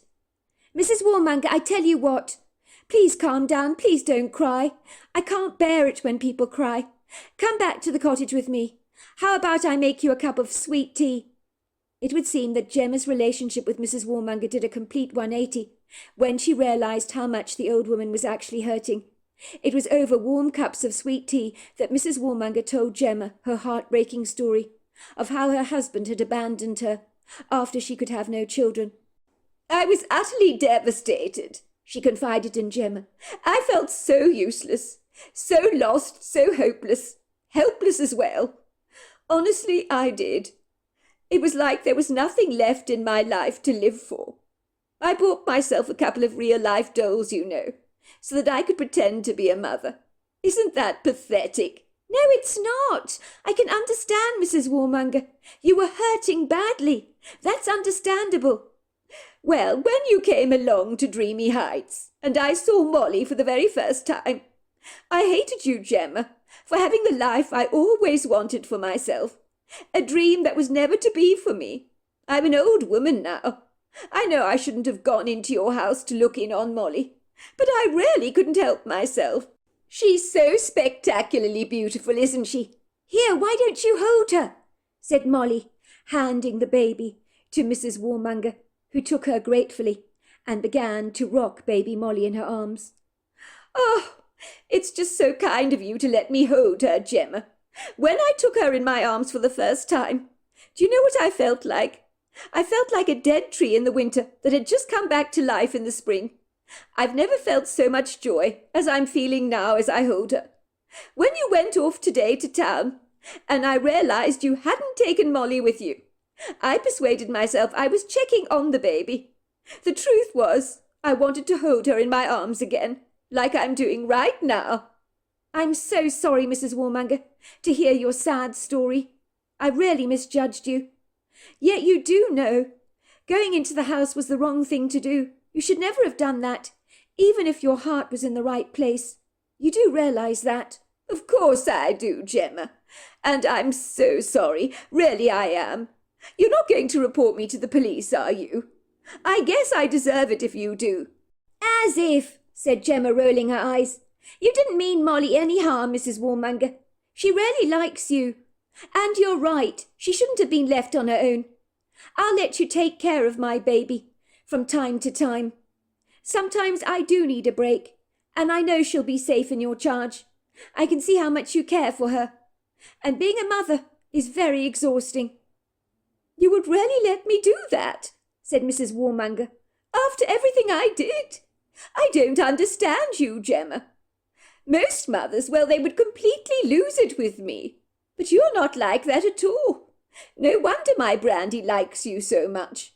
That cat of mine has never warmed to visitors that have come to stay at Dreamy Heights before. But the moment he saw you, Gemma, he took to you at once. He's always been a very discerning cat. I was naturally furious about it because I felt betrayed by him. Because you had a baby, and I had a cat, and the cat was showing you more affection than he was showing me. But now I see why he likes you so much. You're not judgmental, Gemma, even though you have every right to be so." "Mrs. Warmonger, I'm afraid that's not true. I've been extremely judgmental. I falsely assumed you were a bitter old cow who was always putting her nose where it didn't belong. But I got you so terribly wrong. I can see that you care for Molly. And so, of course, I will let you take care of her." "But what about Mr. Songbird? Are you going to tell him what I did? If you do, he'll probably drag me to the police station or leave this place in a tick, and I couldn't blame him for that. In his shoes, I'd likely do the very same." "What he doesn't know won't hurt him. He thinks I'm being unreasonable about you all along." Before long, Gemma and Mrs. Warmonger became very good friends, and Gemma asked Mrs. Warmonger to be her daughter's goddaughter. The couple loved being on the Oregon coast, so much so that they moved to Coos Bay permanently, and Gemma visited Mrs. Warmonger as often as she could, and Mrs. Warmonger looks these days as if she's younger and sprightlier. There is a happy glow to her face, and gone is the formidable, unapproachable woman Gemma had first met. Despite the generation gap between the two women, they have become extremely close, and if Gemma had been a betting woman, she'd never believed that that was remotely possible. As for the Bigfoots, Gemma left the woods well alone, but she's quite sure Gramala is out there watching over his territory with a stormy determination. So woe betide anyone that dared encroach on his tiny snippet of the coastline. It was the female Bigfoot that had enabled Gemma to have a more open heart towards Mrs. Warmonger, for she made Gemma realise that the woman was hurting from a loss that had enslaved her life and made her grievously bitter.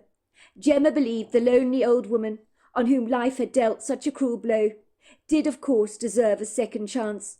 And maybe in an idiosyncratic way, God had heard her prayers after all.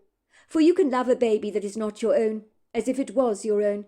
There are no restrictions to the power of love. The good news is, after Gemma's 6 months at the coast, before they moved to Coos Bay, she was able to go off her medications that Dr. Sternberg had prescribed for her, and these days she is as bright and a sunny a person as she always was. So there you are. That's my story. Well, hello there. I hope you enjoyed the Omnibus edition. We've got many more coming our way for you to listen to. Sending you love wherever you are in the world, in North America, Canada, Kenya, wherever you may be. I send you lots and lots of love. Thank you for listening to my Omnibus, and I really do hope you enjoyed it, because that's the whole idea about it, is to give you some interesting stories to listen to. So until next time, goodbye and good night.